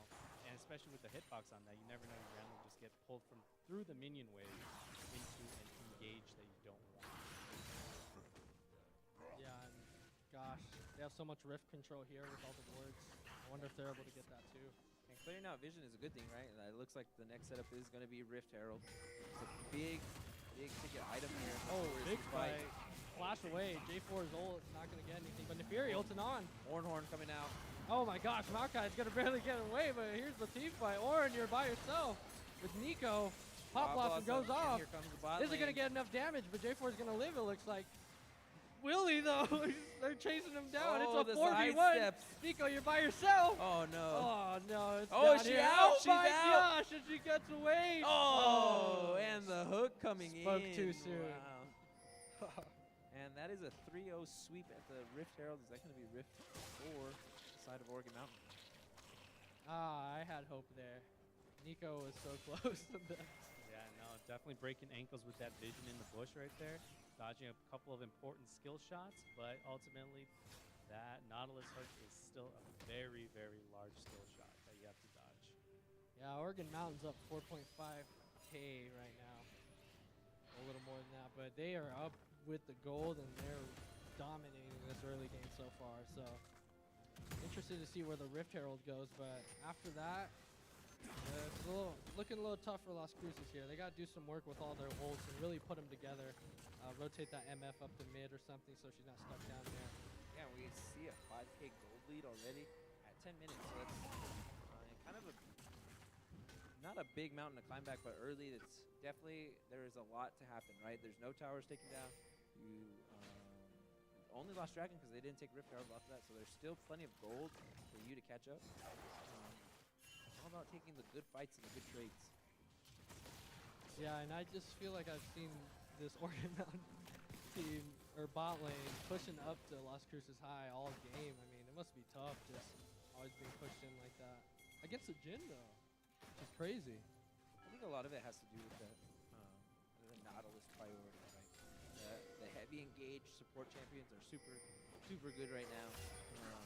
Rakan, like we were saying at the beginning of draft, Rel is really good, Rakan is really good, Nautilus is really good. Something that can initiate engages for you, and really get the team fight started. So it might be a little bit of, let's play a little bit back so we don't have to worry too much about the Nautilus that's coming in. Yeah, no, and especially with Nami and super reactive type support, you know, you can't really try to predict a Nautilus coming out. You can only react to seeing the skill shot come out. And so there's a lot of respect being given to them. Every time Nautilus walks up, they have to back up or try to tuck behind the minion as much as they can. We saw the one hook getting eaten by the caster minion. And so right now, a lot of fear in Las Cruces High's bot lane. Yeah, so got some catching up to do. We really need to look for some picks here with the Ornhorn as we get closer to. Oh no, that's big. Big old lands. W on the Jin. Flash. Or ignited, but that's fine. Jin's gonna open up. Will he land him though? 1, 2, 3, 4 lands, for and Jin. Tobuscus gets the misfortune down. Gonna miss the whole wave. That is tough, especially after Nautilus who dove. And Maokai really wants some of this? Yes, he does. Gets rooted. Oh, but he's going to 1v3. Could he get out? He's stuck in the Cataclysm, and no. It's an unofficial double kill over Tobuscus there. That's not something that you want for that Jin. That's just going to already expedite what he's trying to aim for in gold. And I am eating the caster words. The Jin was weird.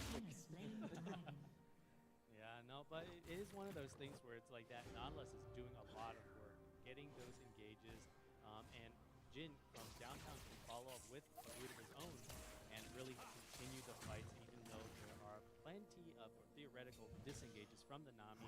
MF trying to run away and slow them as the engage is coming in, but that amount of CC from two champions is really hard to shake in the long run. Orn, nice little knock-up, and Maokai is going to creep in, see if we can get a kill here. Orn, Maokai, 2v1. Cassante, could he get his way out of this? Ornhorn. Oh, what a good ult by the Cassante. I think Cassante gets out. That's crazy. That was a perfectly timed ult.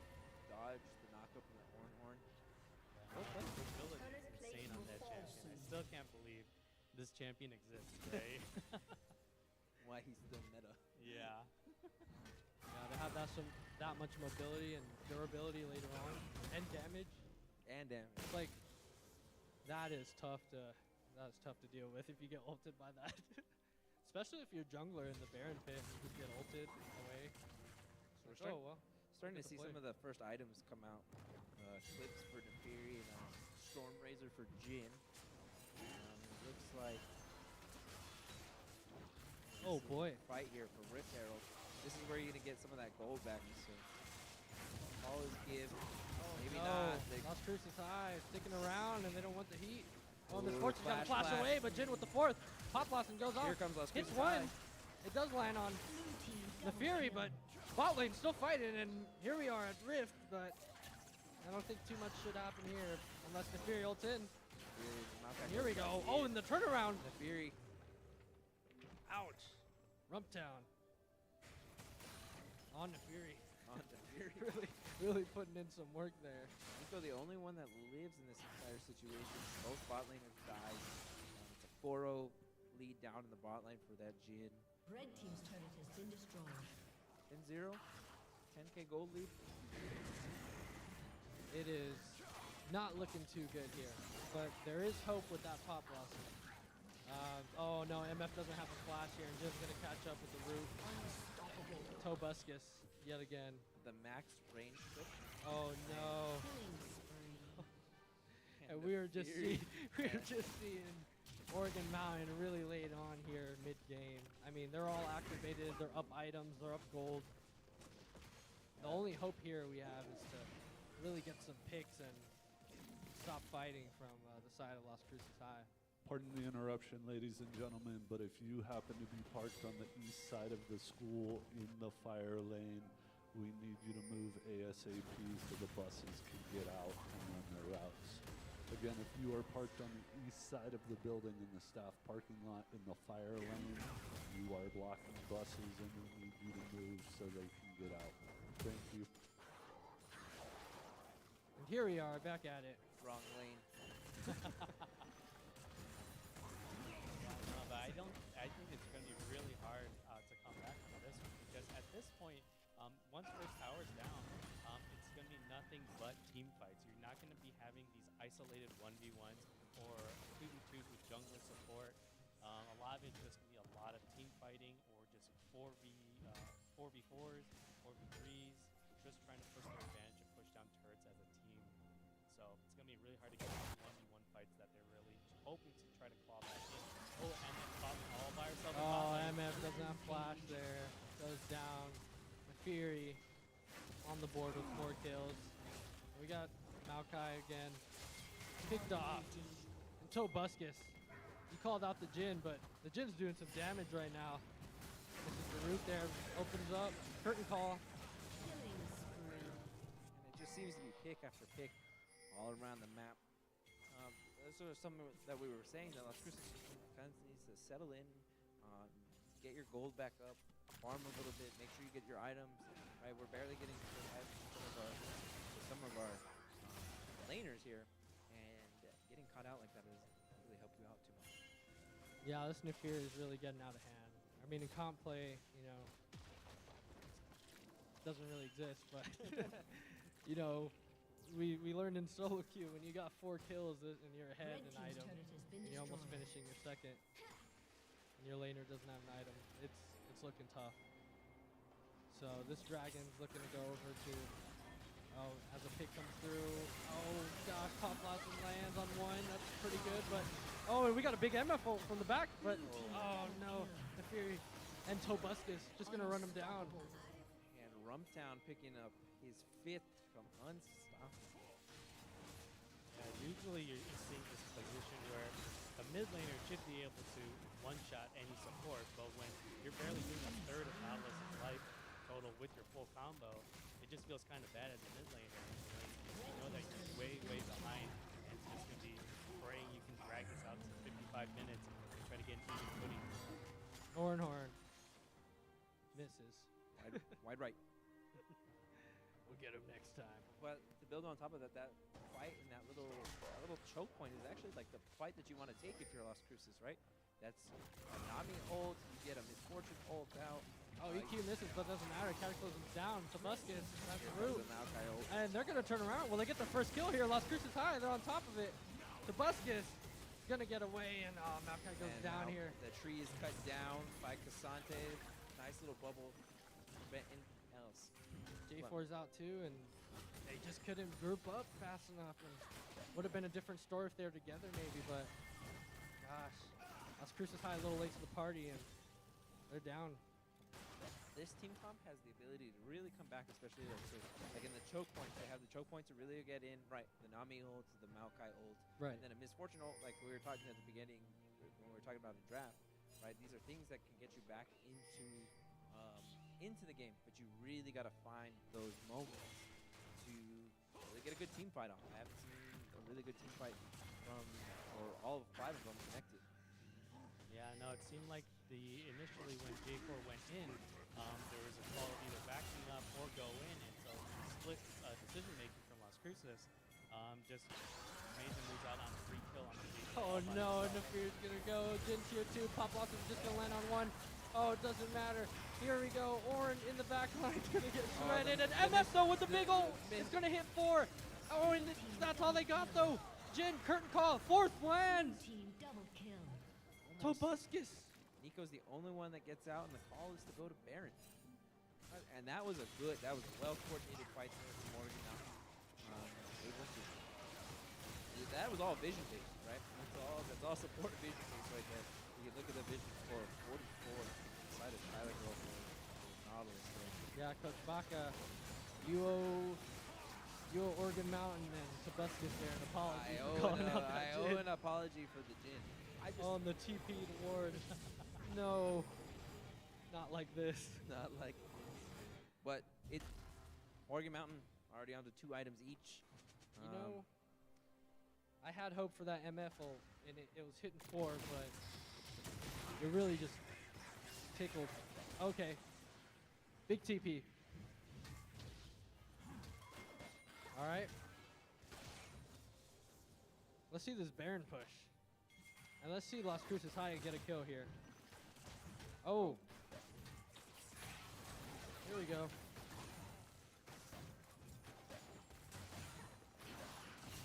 We are all tabbing as fast as we can. Here we go. We're back in it. From the peanut gallery.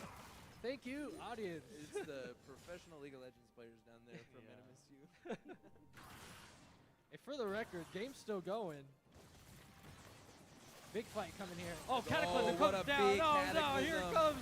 Pop Blossom has a 4. Good fight. And it's just going to be a massacre. Oh, no. Oregon Mountain.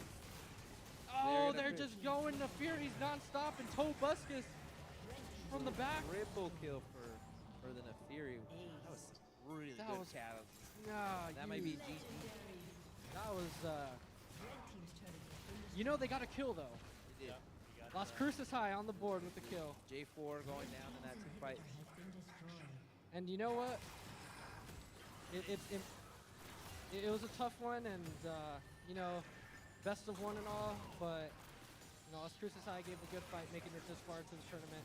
MF, last hope of NA, dies. No! Lives with 1 HP. Lives, actually. Oh my gosh, the game is not over. They're all low HP, though. Are we still doing this? The Fury, full health, though. Tobuscus lands a root. All right. We are still going. So we thought it was going to end there, but it did not. Misfortune manages to save the base 1v5, or 1v4 actually at the time. Just in time stall, just enough time for the rest of the team to respawn and protect the last Nexus turret. But looks like Oregon is going straight to Dragon, waiting for a couple seconds. Fury TP in the back. You know what? Las Cruces High has some hope here. I don't know if they have vision on there. They're all clumped up, though, so that's good against the Fury. I don't think they see the Nefiri on the outside. Oh my gosh, and their Baron's still up. They're still gonna have all the perks of Baron here. That Dragon got bursted. And here we go. We're forward. Big ult coming from both teams, and the Cataclysm's down. Pop Blossom's gonna land on a lot, but that's it. Nautilus falls down, but it's another triple kill. Side of that, Rumptown Nefiri. Yeah, no, and at this point, it's probably the closing remarks of the game, but we saw that Las Cruces High's team comp was starting to get the damage. They're able to burst some of the tankier champions down, but it's just not enough. And there it is. GG's in the chat. As they said in the LCK. GG! Pretty awesome game. Both semis over with. We're on to finals now. That means we got Oregon Mountain versus Camino Royale. Camino Royale. And here we go. That should be interesting. I'm going to be interested to see those teams go at it, but pretty promising performance there from Oregon Mountain High School. That was great. It was good to see. Curious what the team comps were like the whole time, but obviously, like, you could tell that everybody was on the same page. Both teams really had good identities when they had their drafts. They knew what they wanted to do, and it's interesting to see. Yeah, let's give it a hand for our competitors. Oregon Mountain High School versus Las Cruces High School.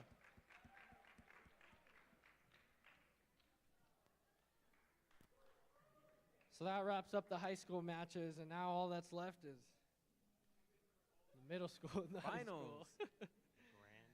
Grand finals. On to grand finals on the big stage.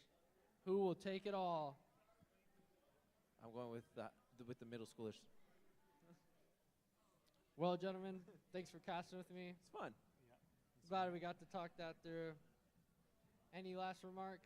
No, this was awesome. Thanks, LCPS, for putting on something like this and inviting some of us out-of-towners to kind of check it out. Yep, and no, definitely a fun event, you know.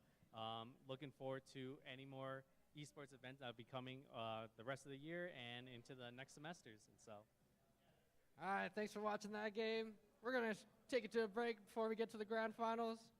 But once again, thank you for your support for the 2023 Las Cruces Public Schools Roadrunner Rally Esports Showcase. Handing it over to you, Vic.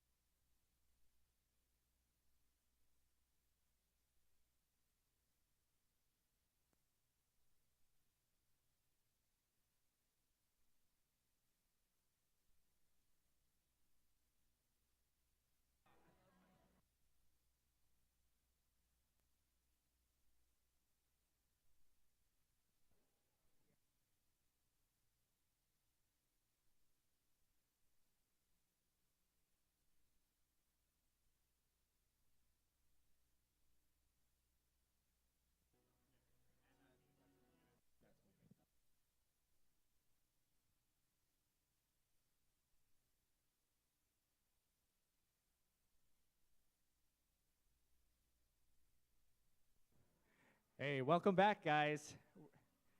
And it looks like we're getting into our match. Yeah, we are getting right into game number 1 here of this is going to be Oregon Mountain High School versus Camino Real Middle School.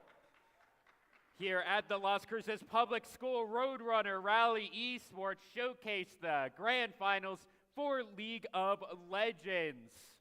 So we've already seen all of these players, all 10 players here on the day so far. I'm still Dieter. And my name is Kevin. My name is Jay. And where are you guys from? I'm here. I'm from Las Cruces. All right. And I'm actually the assistant coach of Oregon Mountain. You guys probably saw me there, back there going crazy. And I am from Centennial High School here. I am the vice president over at Centennial, so yeah. What? Oh. Seems to be having some technical difficulties. Oh, God. Oh, no. Okay, I think we're still in game. I don't think we need to remake or anything. It looks like there were just a couple of technical difficulties on our end. No one online would actually have been able to see any of that besides us reacting to them. But either way, here we are into this game. I'm guessing Camino Real is the red team. Yes, and I believe think that's that Oregon Mountain is the blue team here. Yes. So we can go over these team comps here. So over on the blue side, that's Oregon Mountain. We have, I'm guessing, Pantheon top, Kindred in the jungle, Viego?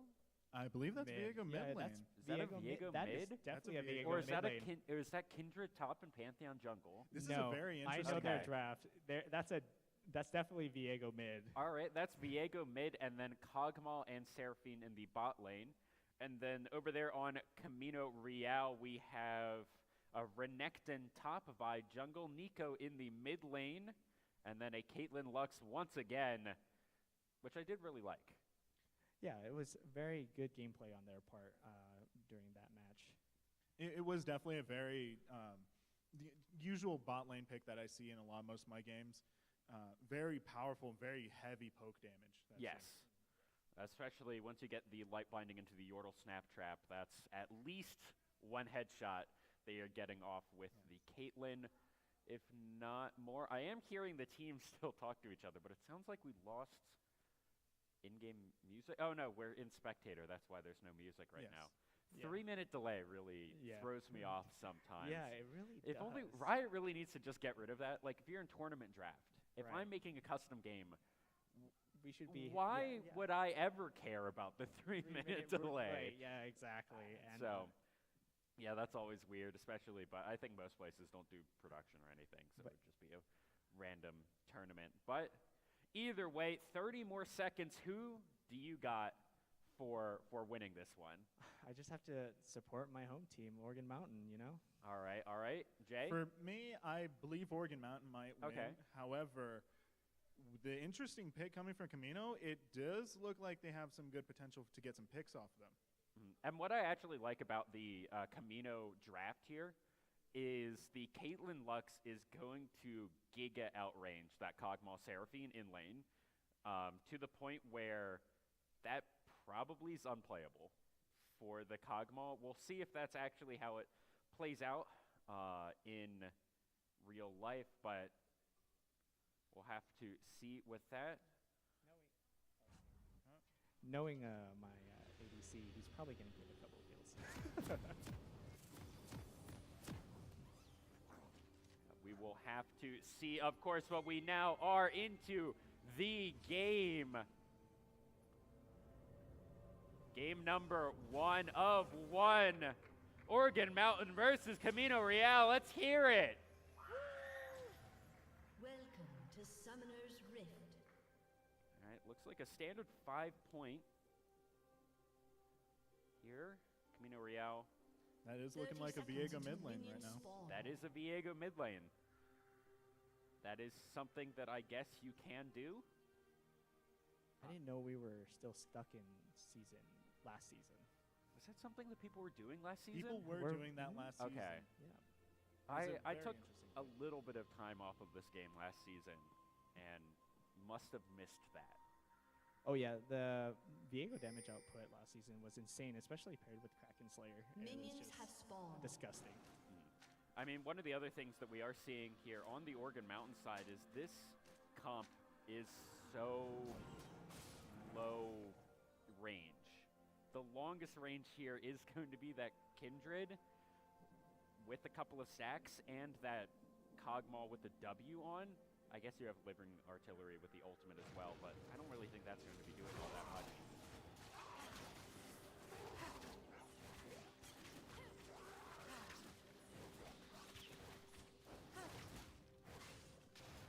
All right, as we are just getting those first few camps being cleared, let's see if anything much is going to happen. And what I'm going to be looking for in this game is it's Perico to be the main damage of this team. We saw that Nico pop off in their first game of the day. But that's just going to be high note.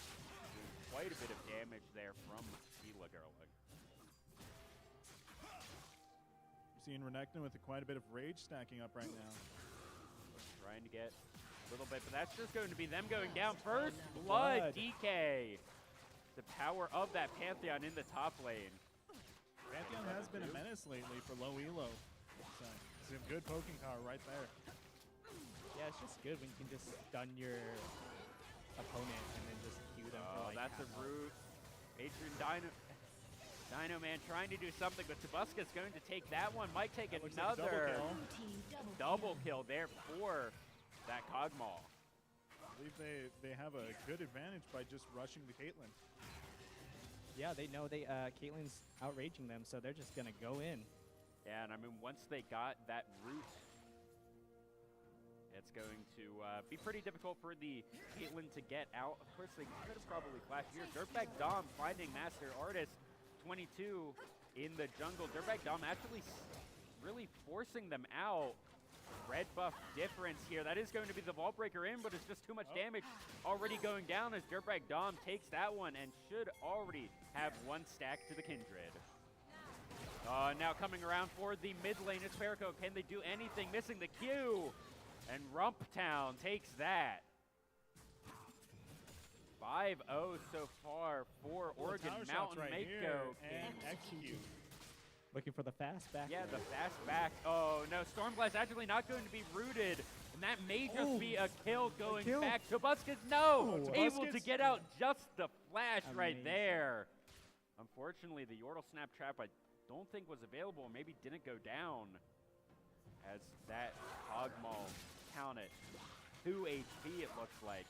90 caliber net doing quite a bit, forcing the flash out of Sheila Girl, but now Dirtbag Dom is here. They were just baiting all out. Can they get this dance of blades? Dirtbag Dom might go for it. No. Andre Dino Man made it out there, deciding to go back in, chugging that potion for a little bit more HP.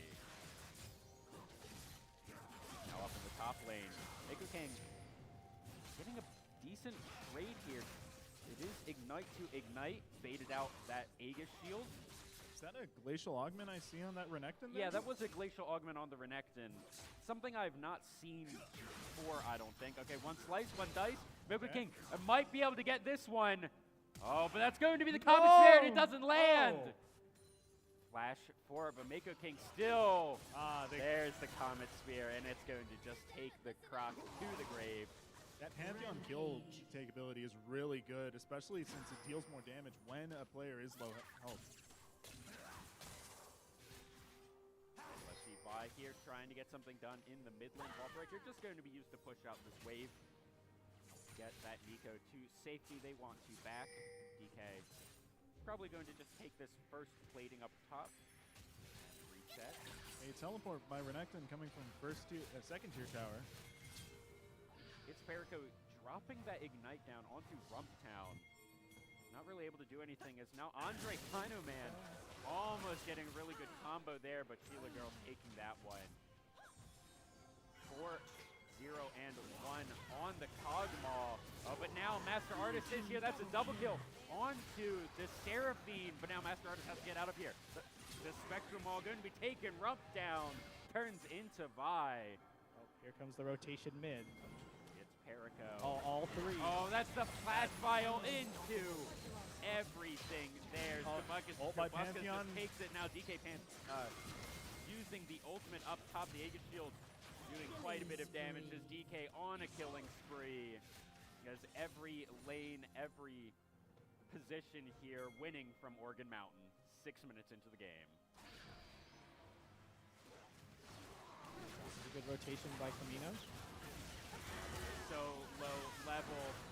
Let's see if Master Artist is going to be able Get a to fake. take Tyler one. Girl They being got at killed least right here. one. See if they're going to get him to Tobuscus. No, that's Tobuscus burning through one, burning through two. A double kill for the Kog'Maw as that mid lane Viego takes the other. Triple kill for Oregon Mountain. They saw the opportunity and they tried, they went for it, but unfortunately that Seraphine 3-man stun was too much.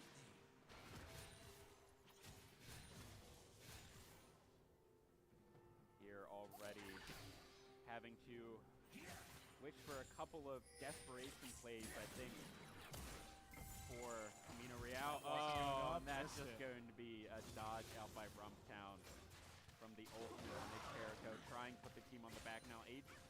Andre Dinoman, might be able to get it. That's a good light binding, but Tobuscus just hit the Bio Arcane Barrage, did so much damage. 6 might be able to get it. Stormblast is only level 3 as Tobuscus just burned through all of them, auto-attacking. Master Artist now in a tricky spot, 2v1, not able to do anything. Rumptown on a rampage, just Perico, no ult, going to get stunned up, going to be double killed there for the side of that mid laner on Oregon Mountain. And right now, I think we're just seeing a level difference as well. Andre Dynaman, level 4 to Tobuscus level 6, up in the top lane, 8 versus 6. Camino Real just needs to farm. Yeah, they do. They are definitely behind on farm by a large margin. Oregon Mountain really stopping the CSing power on all the laners. Dirtbag Dom up here in the top lane. Proc running the wrong way. Thomas Spear good dodged dodge. out. King dodging. Is he able to leave? Mako King trying to go backwards. That's just going to delay the inevitable. Dirtbag Dom 2-0-4 there on the Kindred. Andre Donovan there just getting blown up. Oh, that's just going to be Master Artist trying to get something, but they're just going to be kited out, I think. That shred on the W is so much, but Dirtbag Dom on a killing spree, up 2 kills. Kraken Slayer Imperial Mandate combo doing really well for that tear down power. And it's Perico. Once again, Dirtbag Dom just running from lane to lane, helping out everyone on this team. Mako King trying to just soak experience, soak some XP. Tobuscus and Shyla Girl taking down another plating on bottom tower. Yeah, there's only 2 left on that bot lane tower. Able to get one off. Shyla Girl tanking. That girl has really been lighting all these bindings. Yeah, she has been very good here on these bindings. Andre Donovan trying to get something. That is a light binding, but now Stormblast also just baited in by their AD carry. And this is going from bad to worse. Master Artist not allowed to walk around their own jungle. Mako King once again going to go down. Oh, that's going to be the Dominus. Just delays the inevitable. Another second Rumptown here. Turn into their own teammate. It's Perico has to flash out. And that is going to be enough, but that Wolf's Frenzy, just a little bit more parting damage. Dirtbag Dom trying to just be annoying here. Dirtbag Dom baiting in with a recall, trying to get some damage out. This is just going to be a dive at Perico. Does not have access to the ultimate, and that's just going to be Rumptown. A really good dive here from this side of Oregon Mountain. Dirtbag Dom living up to his name. And now Master Artist here, 22, trying to get something on this first Rip Herald. But Dirtbag Dom finds him in the pit, kills him, is now going to take that Herald for themselves. 31-2. here. 11 minutes into the game. 27,000 gold to 13. You know, I still believe in the comeback. I still believe in the comeback too, but it's Do you still believe in the comeback? I'm like 50% now. It's like a coin flip, you know? Tabuscus here going forward, just kiting, warp walking. Walking her down. Yep, and that's Stormblast going down as well, a double kill. Support was up in the top lane, helped get a kill up there. And that 15-0-3 Cogmaul. 70 CS. You don't need CS when you have that many kills. Jericho here trying to get something. That's a stun under the tower, but it doesn't matter. Rumptown just going to take that one out. Too tanky. Can take a few of those tower shots. Tabuscus should just take this tower right here. Blue team slain the dragon. Second dragon of the game goes over the Red grid. team's turret has been destroyed. Oh no, Tabuscus just going to take another. Dirtbag Dom is here. Did get binded up. That may actually save the Caitlyn. Dirtbag Dom may have to use the Kindred ult. I believe Tabuscus is just going to come in and clean up. Red team's turret has been destroyed. I was up in it. Legendary. Same. Yeah. Okay, but maybe if all 5 of them. Just we have yet to see team fight. This has all been picks lately. Oh yeah, this has all been picks. This has all been laning. Team fight is where this is really going to turn around. All right, Mako King might actually get this one. Slice and dice, but no, he took the tower shot. The tower shot. That was unfortunate. I wanted to believe.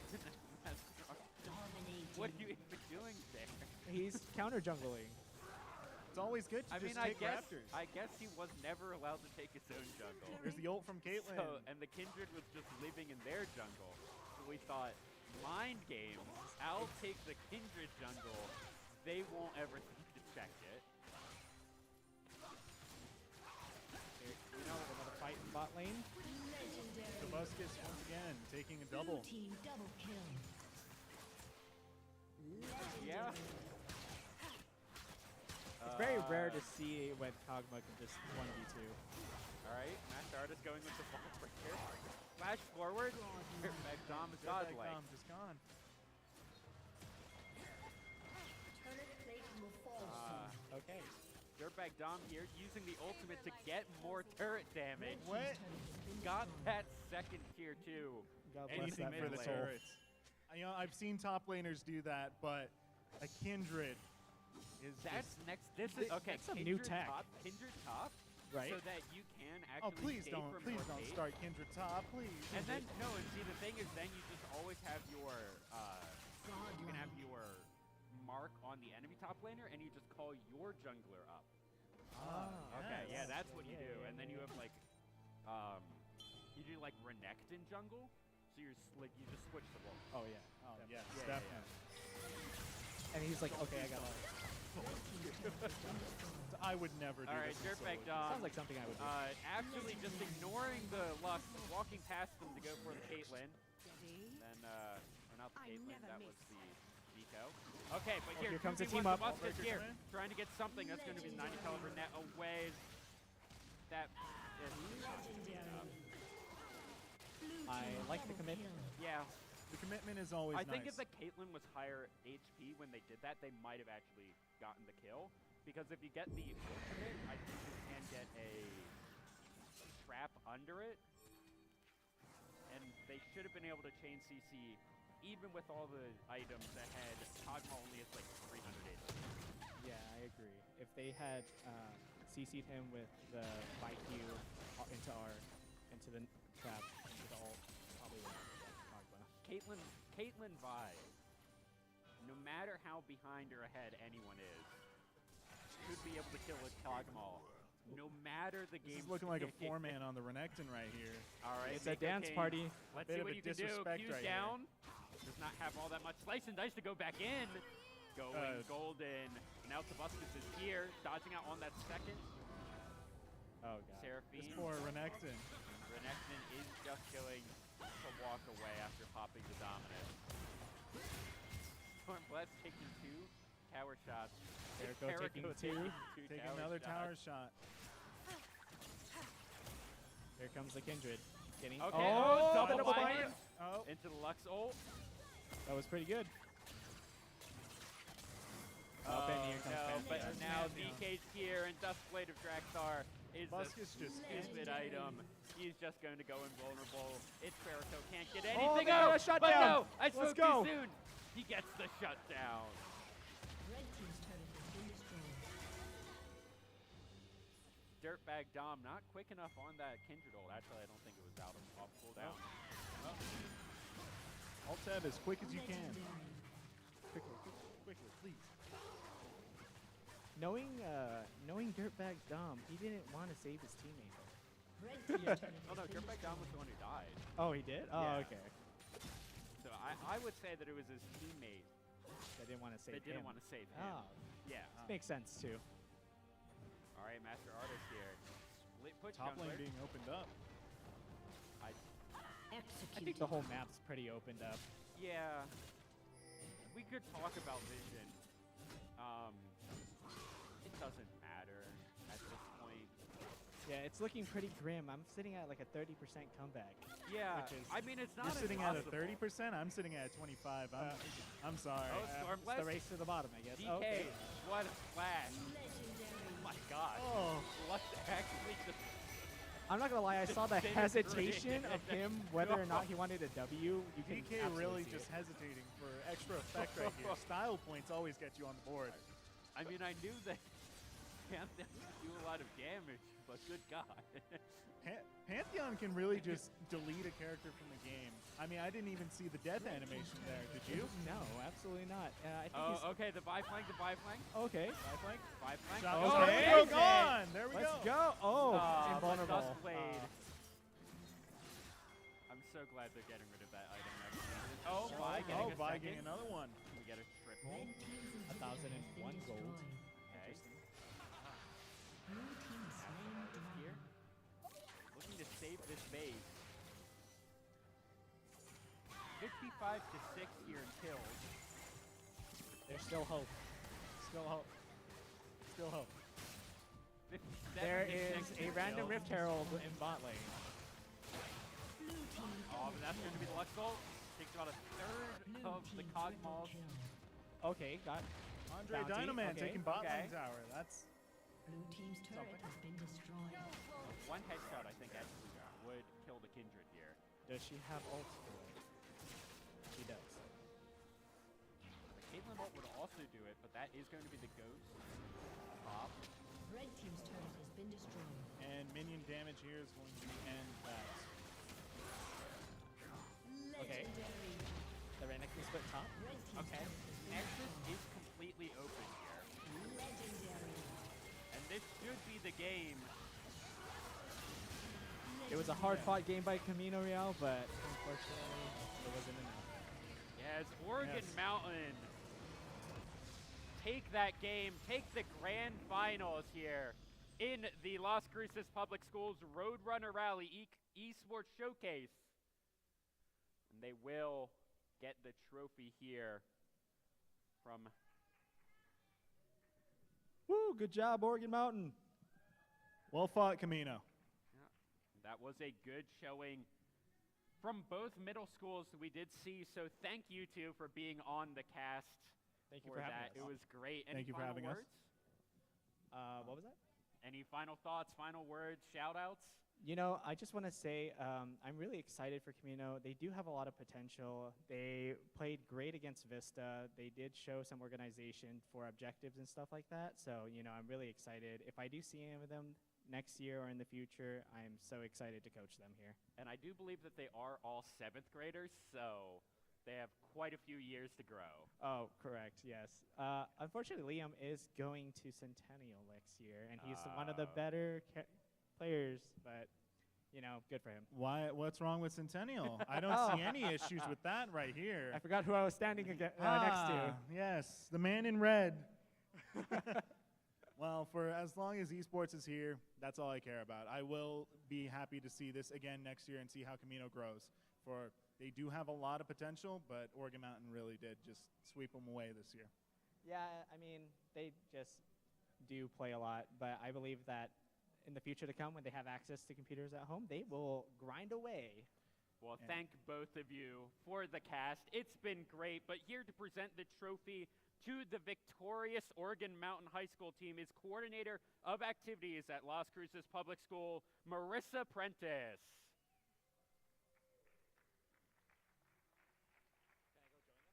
Yeah.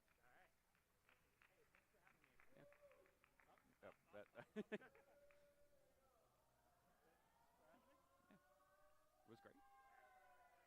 Unfortunate, yeah.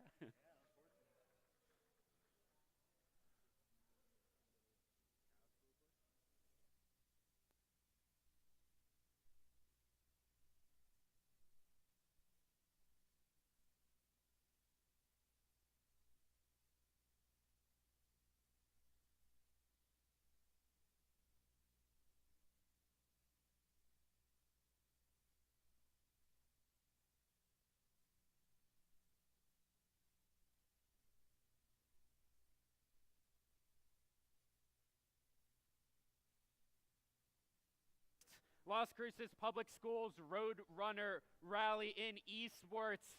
It was an amazing time. I hope that everyone had fun, and I hope that we get to do this event next year or sometime in the future. Thank you once again to all of our sponsors, the school host Oregon Mountain, New Mexico State University, First New Mexico Bank, Riverside Technologies, Inc., RTI Threads, Legion by Lenovo, ViewSonic Gaming, Asus, and Spectrum Furniture. And thank you everyone who came out. Thank you to all of the teams. And I hope everyone has a safe drive home. Thank you for watching.